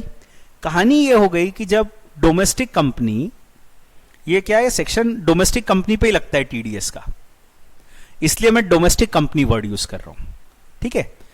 डोमेस्टिक कंपनी जब अपने शेयर होल्डर को डिविडेंड देगी, अब ये डिविडेंड तो शेयर होल्डर के हाथ में टैक्सेबल है नॉर्मल रेट पे, अभी अपन ने थोड़ी देर पहले पढ़ा। तो जब डोमेस्टिक कंपनी शेयर होल्डर को डिविडेंड देगी तो कंपनी की जिम्मेदारी है कि वो शेयर होल्डर का टीडीएस डिडक्ट करे at the rate of 10%। Section पहले से था, अभी भी है, पर उसका प्रैक्टिकल रिलेवेंस आज आ गया, पहले नहीं था। तो कंपनी जब शेयर होल्डर को डिविडेंड देगी, domestic company resident share holder को डिविडेंड देगी, तो company will deduct the TDS of the share holder eight the rate of 10%। और 13 मई से 31 मार्च में वही रेट 7.5% रहेगा। यहां पर एक छोटी सी पापा लिमिट भी है। पापा लिमिट वर्ड में यूज करता हूं, जिसका मतलब होता है per assessee per annum. If the payment is within this limit, छोटा मोटा अमाउंट है, no TDS should be deducted. So payment to a person in a year, payment to a person in a year 5,000 रुपए तक का है तो TDS नहीं काटा जाएगा। तो ये सेक्शन जो है, इट हैज बिकम अलाइव। जो बुझा हुआ सा, मरा हुआ सा सेक्शन था, अब ये नया जीवित हो गया है। अब आप सोचो, समझना, देखो मेरी बात समझना। प्रैक्टिकली क्या होता है कि जब हम सिनेरियो को 360 डिग्री एंगल से सोचते हैं तो चीजें ज्यादा क्लियर होती है। तो 360 डिग्री एंगल से सोचो, domestic company resident share holder को डिविडेंड दे रही है, ठीक है। कंपनी की जिम्मेदारी है कि वो टीडीएस काटे 194 में, that is simple, eight the rate of 10 और 7.5%। अगर domestic company non resident share holder को डिविडेंड देती है तो सेक्शन 194 में तो टीडीएस नहीं होगा, पर इसका यह मतलब नहीं है कि टीडीएस नहीं होगा। टीडीएस होगा 195 में। नॉन रेसिडेंट को पेमेंट का जो टीडीएस का सेक्शन होता है वो होता है 195। तो अगर नॉन रेसिडेंट शेयर होल्डर को डिविडेंड दिया जाता है, we know TDS has to be deducted under section 195। इसी प्रकार से अगर foreign company resident share holder को डिविडेंड दे रही है तो टीडीएस होगा ही नहीं, 194 में भी नहीं होगा, 195 में भी नहीं होगा। अगर foreign company non resident share holder को डिविडेंड दे रही है तो नॉन रेसिडेंट को पेमेंट जो होता है उसमें 195 में टीडीएस होता है। अगर ये इनकम ऑफकोर्स इंडिया में टैक्सेबल है, वैसे तो शायद इंडिया में टैक्सेबल ही नहीं होगी। फॉरेन कंपनी डिविडेंड दे रही है नॉन रेसिडेंट शेयर होल्डर को, unless it is received in India, it will not be taxable in India. अगर ये इंडिया में टैक्सेबल है तो इस पर टीडीएस होगा 195 में, क्योंकि नॉन रेसिडेंट को पेमेंट कोई भी करे 195 सेक्शन अट्रैक्ट होता है। ओवरऑल 360 डिग्री व्यू में बता रहा हूं। अब देखो, म्यूचुअल फंड के डिविडेंड पर टीडीएस का पहले प्रोविजन नहीं था, क्योंकि म्यूचुअल फंड जो डिविडेंड देते थे, म्यूचुअल फंड ने डिविडेंड दिया अपने यूनिट होल्डर को, तो पहले तो क्या होता था, म्यूचुअल फंड को इनकम डिस्ट्रीब्यूशन टैक्स लग जाता था। तो जब इनकम डिस्ट्रीब्यूशन टैक्स लग गया तो टीडीएस की जरूरत ही नहीं है, यूनिट होल्डर तो एग्जम्प्ट था। अब ऐसा नहीं होता है, तो अब क्या होगा ये समझो। अब अगर म्यूचुअल फंड यूनिट होल्डर को डिविडेंड देता है तो यह डिविडेंड यूनिट होल्डर के हाथ में टैक्सेबल है, और क्योंकि यह डिविडेंड यूनिट होल्डर के हाथ में टैक्सेबल है, म्यूचुअल फंड की जिम्मेदारी है कि वो यूनिट होल्डर का टीडीएस करे। तो there are two sections which have been introduced for TDS, 194K and 196A, and you can see the difference. The difference here is who is the unit holder. If the unit holder is a resident, TDS होगा 194K में. If the unit holder is a non-resident, TDS होगा 196A में. तो ऐसे दो अलग अलग section हैं जो इंट्रोड्यूस किए गए हैं, 194K and 196A. Now, if mutual fund ने या यूटीआई ने रेसिडेंट शेयर होल्डर को, रेसिडेंट यूनिट होल्डर को डिविडेंड दिया, तो उस पर म्यूचुअल फंड की जिम्मेदारी है कि वो टीडीएस काटे 10% की रेट पे, और 10% मतलब वो 14 मई से 31 मार्च के बीच में रेट 7.5% हो जाता है। टीडीएस काटा जाएगा at the time of payment और credit whichever is earlier, और यहां भी पापा लिमिट है 5,000। तो payment to a person in a year 5,000 तक है, टीडीएस नहीं काटा जाएगा। अगर यही dividend non resident unit holder को दिया जाता है तो ऐसी परिस्थिति में म्यूचुअल फंड की जिम्मेदारी है कि वो 20% की रेट पे टीडीएस काटे, और यहां पर अभी वो 13 मई 14 मई का कोई चेंज भी नहीं आया, अभी भी 20% है, and TDS will be deducted at the time of payment और credit whichever is earlier. हालांकि यहां पे लिखा हुआ है कि अगर units are acquired through NRE account, NRE का फुल फॉर्म आपको शायद पता हो, non resident external currency account. तो अगर एनआरई अकाउंट के जरिए ये म्यूचुअल फंड एक्सपायर किए गए हैं, या फॉरेन रेमिटेंस के अंतर्गत, remittance under the foreign exchange management act, उसके अंतर्गत ये म्यूचुअल फंड्स एक्वायर किए गए हैं, तो टीडीएस नहीं होगा। ठीक है, तो इस तरीके का प्रपोजिशन है। Non resident external currency account, NRE, और फॉरेन एक्सचेंज मैनेजमेंट एक्ट, उसके अंतर्गत अगर ये एक्वायर किया गया है तो टीडीएस नहीं होगा। तो again one has to see the law in a 360 degree angle. Mutual fund ने अगर रेसिडेंट शेयर होल्डर को डिविडेंड दिया तो म्यूचुअल फंड को 10% की रेट पे टीडीएस काटना है, और 10 7.5 हो जाएगा 14 मई से 31 मार्च के बीच में, और 5,000 तक का पापा लिमिट है यहां पर। जबकि म्यूचुअल फंड ने अगर नॉन रेसिडेंट शेयर होल्डर को डिविडेंड दिया तो टीडीएस काटा जाएगा 20% की रेट पे, और 20% ही रहेगा रेट हमेशा साल भर। और यहां पर ऐसा दिया हुआ है कि अगर एनआरई अकाउंट के जरिए म्यूचुअल फंड खरीदे गए हैं या फॉरेन रेमिटेंस के जरिए म्यूचुअल फंड खरीदे गए हैं तो टीडीएस नहीं होगा। फॉरेन रेमिटेंस के जरिए म्यूचुअल फंड खरीदे हैं या एनआरई अकाउंट के जरिए म्यूचुअल फंड खरीदे हैं तो टीडीएस नहीं होगा। ऐसा नहीं कह रहा हूं कि ब्याज एग्जम्प्ट होगा, डिविडेंड एग्जम्प्ट नहीं होगा, सिर्फ यह कह रहा हूं कि उस पर टीडीएस नहीं होगा। एनआरई का कंसेप्ट कहीं पढ़ते हैं, देखो जब अपन पढ़ते हैं ना तो अपने दिमाग में चीजें आनी चाहिए कि अच्छा ये तो कहीं पढ़ा हुआ है, ये तो एनआरई तो कहीं पढ़ा है। मेरे को नहीं पता आपने ये कंसेप्ट पढ़ा कि नहीं। You must have studied it. NRE account income tax में ही, ऐसा मत सोचना एनआरई अकाउंट वो एफएम में पढ़ा है या एनआरई अकाउंट दूसरे सब्जेक्ट में, इनकम टैक्स की बात कर रहा हूं। इनकम टैक्स में आपने सेक्शन 10 सबसेक्शन 4 क्लॉज 2 अगर पढ़ा है तो you must have studied NRE account. Section 10 is exempt income. As per section 10(4)(2), interest on NRE account is exempt. Section 10(4)(2) के अनुसार interest on NRE account is exempt. ये already था लॉ, आप पढ़ चुके होगे पक्का।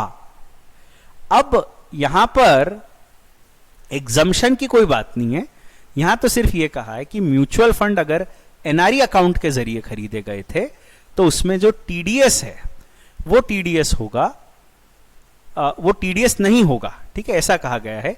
अगर म्यूचुअल फंड एनआरई अकाउंट के जरिए खरीदे गए हैं तो उसमें टीडीएस नहीं होगा। एग्जम्पशन कुछ नहीं कह रहा हूं, सिर्फ ये कह रहा हूं कि उसमें टीडीएस नहीं होगा।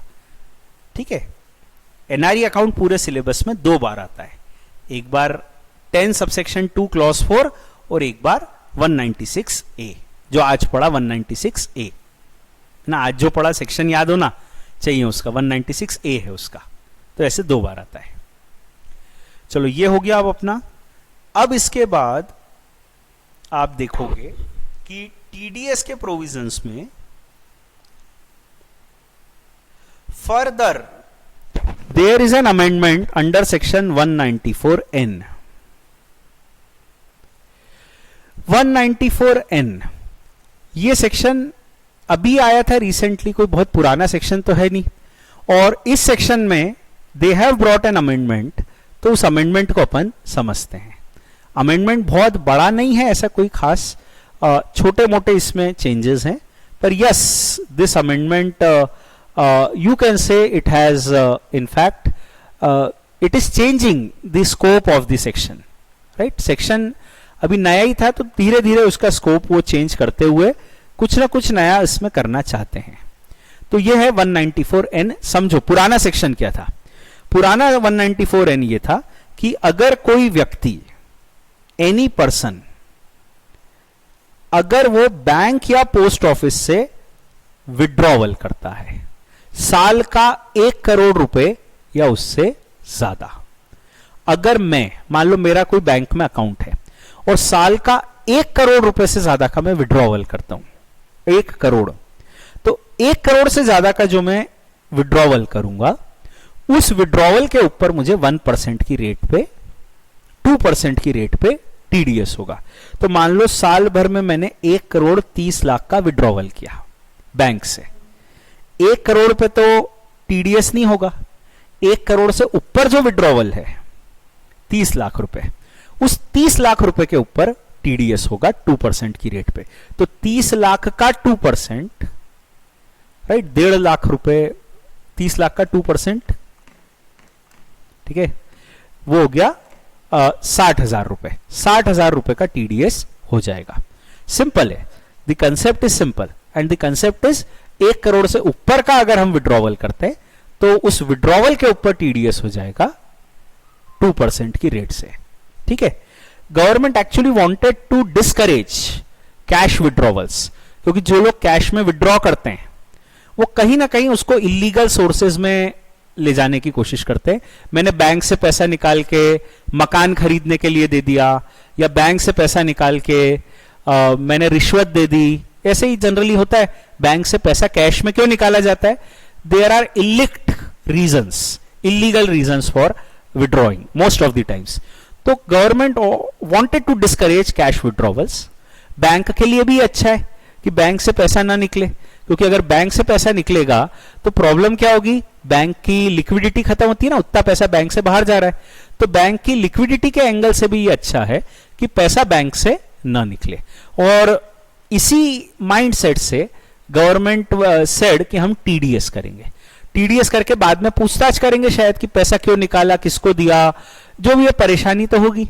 तो ये प्रोविजन आ गया था 2019 में, आपने पढ़ा होगा आई बिलीव। अब क्या हुआ इस साल, उन्होंने ये झगड़ा चल रहा था कि ये जो विड्रॉवल है ये एक ही बैंक से है, एक ही अकाउंट से है। हमने कहा सीए अपन लोग सब दिमाग बहुत अपन लगाते हैं, तो अपन ने कहा एक बैंक में 2 अकाउंट खोल लो, अकाउंट 1 और अकाउंट 2। ठीक है, अब क्या करना, अब ये करना कि अकाउंट 1 से विड्रॉवल 1 करोड़ से कम रखना, अकाउंट 2 से विड्रॉवल 1 करोड़ से कम रखना। This limit is account wise, this limit is account wise. ठीक है, अपन ने ये समझा उसको। तो हर अकाउंट में 1-1 करोड़ की लिमिट है, 5 अकाउंट खुलवा लो, साल में 5 करोड़ निकाल सकते हो। ठीक है, 2 बैंक में खुलवा लो और कर लो, कोई प्रॉब्लम नहीं है। ठीक है, उनको लगा कि ये तो एक लूप होल है, तो उन्होंने क्या कहा, उन्होंने कहा फ्रॉम 1 और मोर अकाउंट ऑफ द पेई विद दैट बैंक और पोस्ट ऑफिस। तो अब मेरा मान लो स्टेट बैंक ऑफ इंडिया में अकाउंट है, अकाउंट नंबर 1 और अकाउंट नंबर 2। अब इन दोनों का विड्रॉवल देखा जाएगा, दोनों के विड्रॉवल का टोटल 1 करोड़ क्रॉस होगा तो एसबीआई टीडीएस काटना चालू कर देगी। अब देखो प्रोविजन तो आ गया, ये लिख दिया, पर अपना दिमाग चलना बंद थोड़ी हो गया, अपना दिमाग तो चल रहा है। तो अभी जो सीए कह रहे थे, सीए वर्ड यूज कर रहा हूं, मैं कहूंगा अभी जो कंसल्टेंट थे वो कह रहे थे कि एसबीआई जो है उसमें 2 अकाउंट खुलवा लो और हर अकाउंट में 1-1 करोड़ की लिमिट है। सरकार ने कह दिया नहीं, दोनों अकाउंट का टोटल 1 करोड़, मतलब सारे अकाउंट उस बैंक में जो है सबका टोटल 1 करोड़ तक कैश विड्रॉवल चलेगा। 1 करोड़ से ऊपर करोगे तो टीडीएस होगा। अब सीए को क्या कहना चाहिए, सीए को क्या कहना चाहिए? ठीक है, you right your reply in the comment box what CA should say. I hope you have got it. ठीक है, सीए का दिमाग क्या होगा आप जानते हो क्या होगा, right your reply in the comment box. तो अब ये उनने कहा कि अगर विड्रॉवल इस लिमिट से ज्यादा है विद दैट बैंक तो टीडीएस किया जाएगा एट द रेट ऑफ 2%, और यहां पे वो 13 मई के बाद चेंज नहीं किया, उसमें तो 2% की रेट पे टीडीएस होगा। ये है। अब देखो एक ट्विस्ट और आ गया, उन्होंने कहा कि अगर आप कैश विड्रॉवल कर रहे हो तो 1 करोड़ से ऊपर के विड्रॉवल की बात है, पर अगर ये कंडीशंस फुलफिल होती हैं तो 1 crore will be replaced by 20 lakh, मतलब 20 लाख से ऊपर का साल के विड्रॉवल पे टीडीएस होगा इन केसेस में। इफ द पेई has not filed a return for the last 3 assessment years, एक तो तुम रिटर्न नहीं भर रहे हो 3 साल से और ऊपर से साल में 1-1 करोड़ रुपए विड्रॉ कर रहे हो, कुछ तो गड़बड़ चल रहा है। तो अब आपका टीडीएस होगा अगर आपका 20 लाख से ऊपर का विड्रॉवल है। In the case of N assessee who is not filing the return for the last 3 years, right, जिसकी ड्यू डेट ऑफ फाइलिंग निकल गई, 3 साल से टीडीएस नहीं काटा आपने, तो उनके केस में क्या होगा, TDS will be done at the rate of 2% if the amount is exceeding 20 lakhs to 1 crores, and if the amount is exceeding 1 crores then TDS will happen at the rate of 5% on amount exceeding 1 crores. Think about it. अब bank की जिम्मेदारी क्या, मतलब bank के level से सोचो कि अभी क्या करना है। बैंक है और मेरा अकाउंट बैंक में है, मेरा अकाउंट बैंक में है। नॉर्मली तो बैंक को टीडीएस काटना है अगर 1 करोड़ से ऊपर का मेरा विड्रॉवल है। 1 करोड़ तक का विड्रॉवल कर रहा हूं, बैंक मैनेजर चुपचाप देखता रहता है, रोज सुबह आता है बैंक, आके मेरा अकाउंट चेक करता है। और ऐसे बैंक में 25,000 लोगों के अकाउंट है, बैंक मैनेजर हर व्यक्ति का अकाउंट चेक करता है, खुद करता है या सॉफ्टवेयर के जरिए करता है, जैसे भी करता है, और वो अकाउंट चेक करता रहता है। अकाउंट चेक करके जैसे ही 1 करोड़ से ऊपर का कैश विड्रॉवल होता है इस अकाउंट में, वैसे ही टीडीएस कटना चालू हो जाता है 2% की रेट पे। अब जो भी विड्रॉवल हो रहा है उसमें 2% कट जाता है। अपन बैंक से 5 लाख रुपए निकालने गए, वहां पे कैशियर ने 5 लाख रुपए में से 2% काट के, राइट, पैसा दे दिया। अपन नोट गिन रहे हैं काउंटर पे बैठ के, अपन बार बार नोट गिन रहे हैं, अपन ने कहा सब 5 लाख रुपए देने थे, ये तो 4,90,000 ही है। कैशियर को रिपोर्ट किया, कैशियर ने कहा कि टीडीएस हो गया बाकी 2%। इस तरीके से हो रहा है, ठीक है। तो bank will deduct the TDS 2%। This law they have given already, आप पढ़ चुके हो इसको। अब बैंक की एक दूसरी जिम्मेदारी आ गई, बैंक ये पता करे कि मैं इनकम टैक्स रिटर्न भर रहा हूं कि नहीं। बैंक कौन है, इनकम टैक्स ऑफिसर है क्या? नहीं, पर बैंक को पता करना है कि मैं इनकम टैक्स रिटर्न भर रहा हूं कि नहीं। अगर मैंने पिछले 3 साल से रिटर्न नहीं भरा है, बैंक वाले हर साल मुझसे पूछेंगे इस साल रिटर्न भरा क्या मिश्रा जी, इस साल रिटर्न भरा क्या शर्मा जी। बैंक में 25,000 लोगों के खाते हैं, तो हर व्यक्ति से पूछ के आएंगे कि आप रिटर्न भर रहे हो क्या। 3 साल से रिटर्न नहीं भरा पिछले, चलो अब आपका टीडीएस एक अलग तरीके से करेंगे। 20 लाख से ऊपर का विड्रॉवल हो गया, 2% की रेट पे टीडीएस चालू हो गया। फिर अगर विड्रॉवल 1 करोड़ पार कर गया, एक तो रिटर्न नहीं भर रहे हो, ऊपर से इतना विड्रॉवल कर रहे हो, 5% की रेट पे टीडीएस हो गया। This is what is going to happen in the future by this provision. Now think about it. आ, मैं अपनी बात करता हूं कि मान लो मैंने पिछले 3 साल से रिटर्न नहीं भरा। अब क्या होगा कि जब मैंने 20 लाख रुपए से ज्यादा बैंक से कैश ड्रॉइंग्स कर ली, तो अब यहां से टीडीएस होना चालू हुआ। तो मान लो मैं 5 लाख रुपए लेने गया तो मुझे 4,90,000 ही मिले। मैं बैंक के काउंटर पे बैठा हूं और नोट गिन रहा हूं कि यार ये तो 4,90,000 ही आए। बैंक मैनेजर से पूछा, साहब 10,000 कम है, इसमें 2% कहां गए? उन्होंने कहा टीडीएस। अपन ने मन में सोच लिया कि 2% तो टीडीएस होता है। तो अपन बैंक में जाते रहे, कभी 5 लाख निकाले, कभी 10 लाख निकाले, और अपने को पता है टीडीएस काट के देंगे, कोई चिंता नहीं है, टीडीएस अकाउंट में जमा हो रहा है। एक दिन मैं अचानक पहुंचा और मैंने 5 लाख रुपए निकाले। उन्होंने मेरे को 4,75,000 दे दिए। मैंने कहा साहब ये तो 4,75,000 ही है, मैंने 5 लाख विड्रॉ किए, you should give me 5 lakh. चलो आप हमेशा कहते रहते हो 2% टीडीएस, 10,000 काट लो, इसमें तो 5% काट लिया, हाउ कम?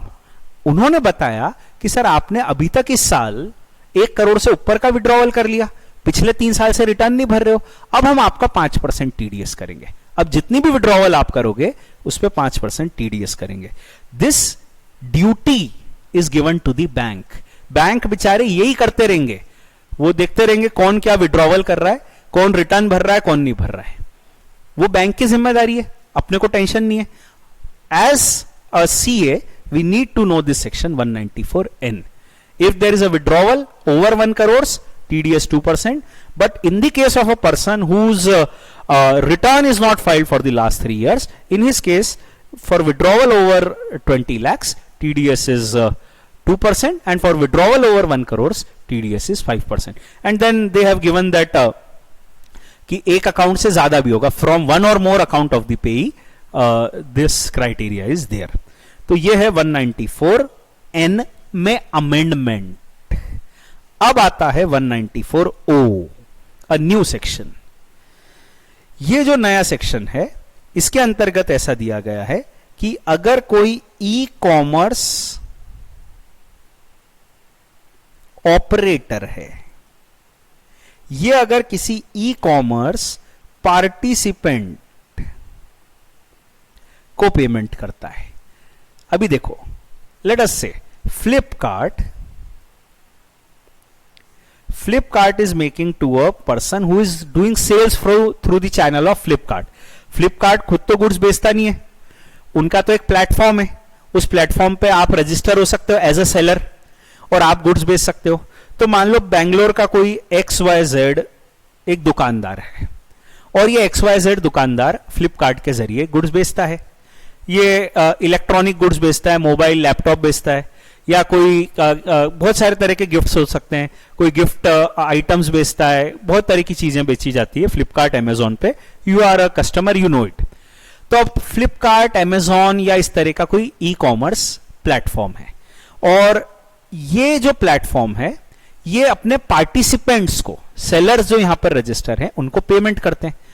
जो भी जैसे गुड्स बेचे गए उसका ओरिजिनल कंसिडरेशन फ्लिपकार्ट के पास आया, बायर ने पैसा फ्लिपकार्ट को दिया, फ्लिपकार्ट अपना चार्जेस रख के, जो भी उनके कमीशन चार्जेस वॉटेवर दे से, वो चार्जेस रख के बचा हुआ पेमेंट वो करते हैं उस पार्टिसिपेंट को। Now in this transaction Flipkart will have to do the TDS of this participant. So e commerce business is now subjected to TDS also. Think about it. मैं अपनी बुक्स जो मेरे नोट्स हैं, क्लास नोट्स जो है, मान लो उसको Amazon और फ्लिपकार्ट के जरिए बेचता हूं, तो जब अमेजॉन से मुझे पेमेंट आएगा, Amazon will deduct my TDS या Flipkart will deduct my TDS. E commerce operator will deduct the TDS of the e-commerce participant for the sale of goods and services. Through their platform, I am selling my goods and services. So when they will make a payment to me, they will deduct the TDS. किस rate पे? At the rate of 1%. और अभी बीच में 14 मई से 31 मार्च तक वो reduced rate चलेगा 0.75%. Payment और credit whichever is earlier. पर यहां पर एक लिमिट दी हुई है।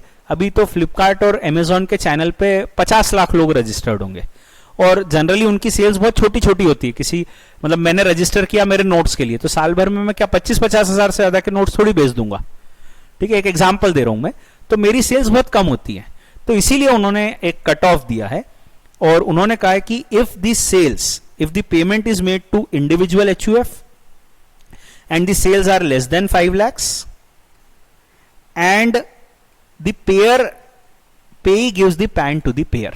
तो मतलब मैं, जैसे मेरा एग्जांपल लेता हूं, मैं Amazon पे रजिस्टर्ड हूं फॉर एग्जांपल, और अब मैं जो Amazon मुझे पेमेंट कर रहा है, Amazon is making a payment to individual Ashish Goyal. This payment say is less than 5 lakhs in a year, साल का पेमेंट 5 लाख से कम है, और मैंने Amazon को अपना परमानेंट अकाउंट नंबर दे दिया, जो जनरली वो लोग ले ही लेते हैं अक्सर. जब हम लोग अकाउंट रजिस्टर करते हैं तो वो हमारी details, business details, GST, pan, ये सब डिटेल्स लेते हैं. तो मैंने अपना पैन उनको दे दिया. अगर ये तीनों कंडीशंस फुलफिल होती है तो ऐसी परिस्थिति में Amazon will not deduct the TDS. 5 lakh तक की सेल्स पे TDS नहीं होगा, सिंपल बात है. अगर मेरे को 5 लाख तक का साल का पेमेंट आ रहा है तो TDS नहीं होगा. 5 लाख से ज्यादा आ रहा है तो TDS होगा. ये क्राइटेरिया अपन समझ सकते हैं. और यहां पे TDS होगा if there is a sale of goods and services. Goods और सर्विसेज दोनों में TDS होगा. तो सर्विसेज में प्रोफेशनल सर्विसेज भी आ सकती है. जैसे मान लो ऑनलाइन कोई डॉक्टर रजिस्टर्ड है. आजकल with the lockdown and covid scenario बहुत सारी चीजें डिजिटलाइज और ऑनलाइन होने लग गई. तो मान लो एक वेबसाइट बनी और उस वेबसाइट पे डॉक्टर रजिस्टर्ड है. ठीक है, अभी वेबसाइट तो एक प्लेटफॉर्म है जिसके जरिए कोई भी पेशेंट अप्रोच कर सकता है. पेशेंट को, जो भी मरीज है, उसको एक्सपर्ट डॉक्टर के पास अपॉइंटमेंट दे दिया जाता है और वो डॉक्टर से वीडियो कॉन्फ्रेंसिंग, जूम और उन प्लेटफॉर्म्स के जरिए, जो भी प्लेटफॉर्म्स हैं उनके जरिए कांटेक्ट कर सकता है. व्हाट्सएप, जूम, सारे platform, what ever it is. तो अभी क्या हुआ कि ये सब अरेंजमेंट हो गया. अब इस अरेंजमेंट में पेशेंट से पैसा ले लिया जाता है, वो वेबसाइट पेशेंट से पैसा लेती है और डॉक्टर को पैसा जाता है. तो डॉक्टर को जो पैसा जा रहा है वो तो फीस फॉर प्रोफेशनल सर्विस है. कोई इंजीनियर्स हो सकते हैं जिनको फीस फॉर टेक्निकल सर्विसेज का पेमेंट जा रहा है. तो ये सब पेमेंट्स भी क्या कवर्ड होंगे, इनमें भी क्या TDS की ऑब्लिगेशन आएगी? तो दे have said yes. E commerce operator अगर ई कॉमर्स पार्टिसिपेंट को किसी भी नेचर का पेमेंट कर रहा है for the sale of goods and services, then the participant will have to deduct the operator will deduct the TDS of the participant at the rate of 1% of the amount. ठीक है, 1% की rate पे TDS deduct किया जाएगा. तो ये नया section है. धीरे धीरे क्या हो रहा है कि पिछले सालों में गवर्नमेंट ई कॉमर्स प्लेटफॉर्म को टारगेट कर रही है. आप सोच सकते हो धीरे धीरे somewhere they are targeting this e commerce platform. तो ये भी उस हम कह सकते हैं उस सीरीज में एक प्रोविजन है जो आता है. अब उसके बाद एक और TDS रिलेटेड अमेंडमेंट है, आखिरी अमेंडमेंट आज का. इस वीडियो में हम part of the amendments he cover कर रहे हैं क्योंकि वीडियो अदरवाइज बहुत ही बड़ा हो जाएगा. It is already 1 hour and 43 minutes.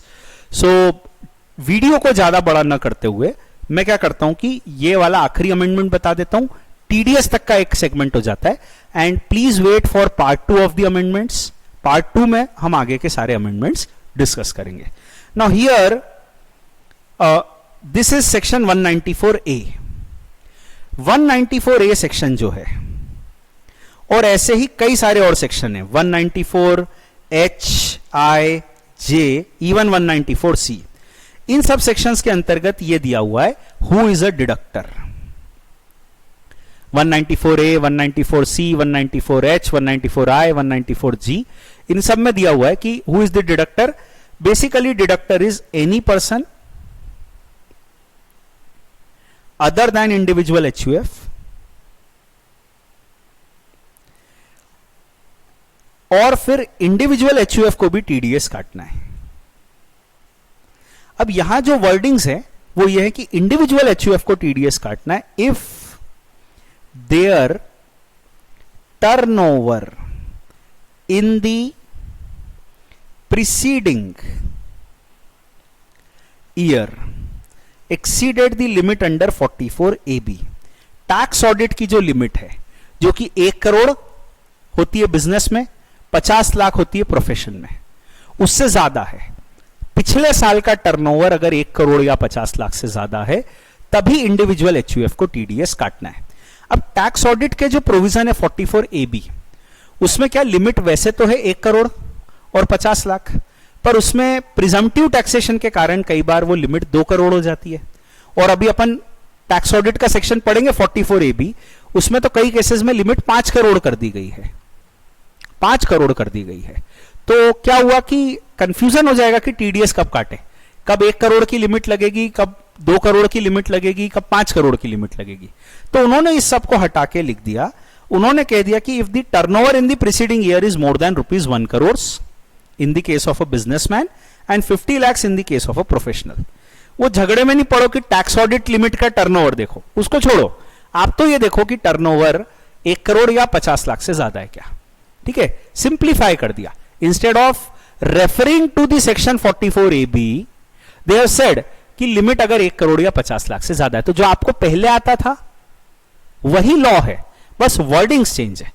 अभी क्या हुआ, अब जैसे 194A है या 194HIJ 194C, टीडीएस किसको काटना है? Any person other than individual HUF और individual HUF if their turnover in the preceding year exceeds 1 crore in the case of a businessman, 50 lakhs in the case of a professional. इससे change क्या हुआ? कोई change नहीं हुआ, सिर्फ फर्क इतना पड़ा कि उन्होंने वर्डिंग्स चेंज कर दी। बाकी एज सच आपको जो लॉ आता था और जो लॉ है उसमें कोई चेंज नहीं है, there is no change at all. दूसरी चीज हमें पता है 194A में एक और अमेंडमेंट आया 194A में, और 194A में पहले क्या होता था कि अगर बैंक एफडी या आरडी पर इंटरेस्ट दे रही थी, अगर बैंक एफडी या आरडी पर इंटरेस्ट पे करती है,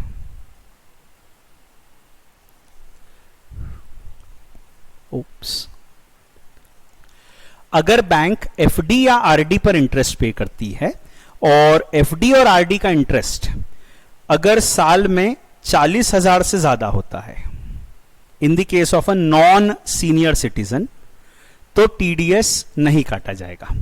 और अगर साल का इंटरेस्ट 40,000 से ज्यादा होता है तो टीडीएस काटा जाएगा।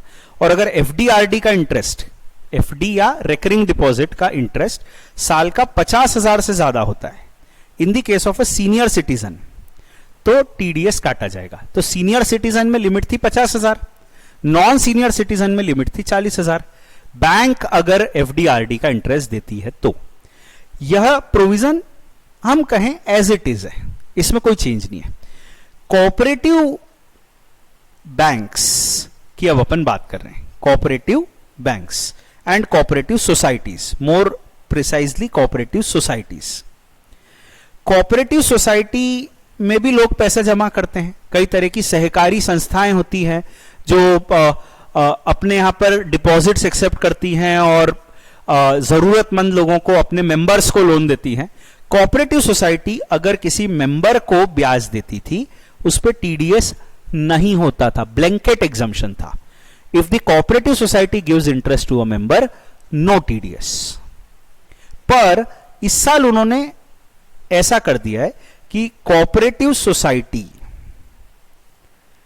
अगर अपने मेंबर को इंटरेस्ट दे रही है, एक लिमिट से ज्यादा बड़ी कोऑपरेटिव सोसाइटी है, बहुत बड़ी कोऑपरेटिव सोसाइटी एक्चुअली जो बैंक के जैसी है, जो सिर्फ कागज पे सोसाइटी है but it is running a bank, भले ही उन्होंने बैंकिंग लाइसेंस नहीं लिया हो but they are running like a bank. अब ऐसी कोई कोऑपरेटिव सोसाइटी है जिसका साल का टर्नओवर 50 करोड़ से ज्यादा है, अगर कोई कोऑपरेटिव सोसाइटी जिसका साल का टर्नओवर 50 करोड़ से ज्यादा है, अगर वो अपने मेंबर को ब्याज देती है तो उसे टीडीएस काटना पड़ेगा।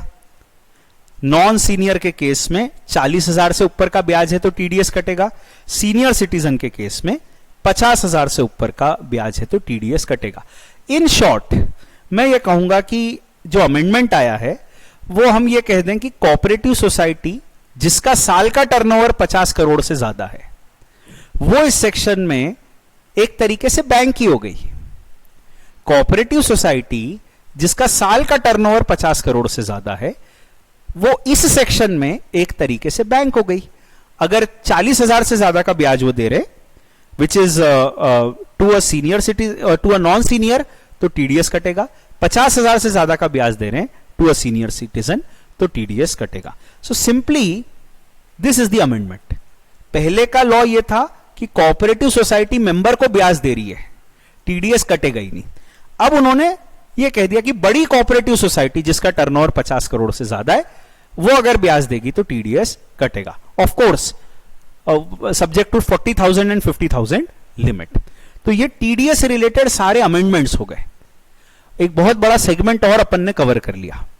ठीक है, अगर हम क्विकली रिकैप करें तो हमने क्या क्या पढ़ा, 2 मिनट लो आप सोचो। तो हमने कौन कौन से अमेंडमेंट्स मेजरली एड्रेस किए, उनके बारे में सोचो।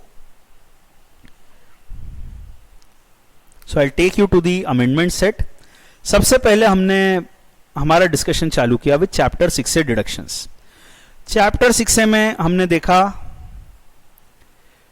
Section 80 EEA, it has been amended, और 2020-21 में भी जो हाउसिंग लोन है उस पर भी ब्याज का डिडक्शन मिलेगा। सेक्शन 80 GGB, 80 GGA, इसमें limit cash payment, cash donation की लिमिट 2,000 कर दी गई है 10,000 की जगह, और जो मैं डोनेशन दूंगा वो अलाउ होगा, उसको क्रॉस वेरीफाई भी किया जाएगा फ्रॉम दी इंस्टीट्यूशन। जिस इंस्टीट्यूशन को मैंने डोनेशन दी है वो इंस्टीट्यूशन इंफॉर्मेशन फर्निश करेगा इनकम टैक्स डिपार्टमेंट को, उस बेसिस पे इसको क्रॉस वेरीफाई करके अलाउ किया जाएगा। 80G में prime minister citizen assistance and relief in emergency situation, PM cares fund में अगर आप डोनेशन देते हो आपको 100% विदाउट क्वालिफाइंग लिमिट का डिडक्शन मिल जाएगा। फिर हम इनकम फ्रॉम अदर सोर्सेस पे आए और हमने कहा कि जो डिविडेंड इनकम है अब वो शेयर होल्डर के हाथ में टैक्सेबल है। डिविडेंड डिस्ट्रीब्यूशन टैक्स का कंसेप्ट खत्म हो गया। डोमेस्टिक कंपनी, फॉरेन कंपनी कोई भी dividend they, dividend will be income in the hands of the share holder, और शेयर होल्डर के हाथ में वो टैक्सेबल होगी नॉर्मल रेट्स पे। शेयर होल्डर को उस इनकम को कमाने के लिए खर्चे का डिडक्शन नहीं मिलेगा एक्सेप्ट इंटरेस्ट। इंटरेस्ट का डिडक्शन मिलेगा, वो भी up to 20% of the dividend income. Mutual fund में भी यही लॉ हो गया कि म्यूचुअल फंड जब अपने शेयर होल्डर्स, यूनिट होल्डर्स को डिविडेंड देगा तो म्यूचुअल फंड पे कोई डिस्ट्रीब्यूशन टैक्स नहीं लगेगा, यूनिट होल्डर के हाथ में वो डिविडेंड टैक्सेबल होगा।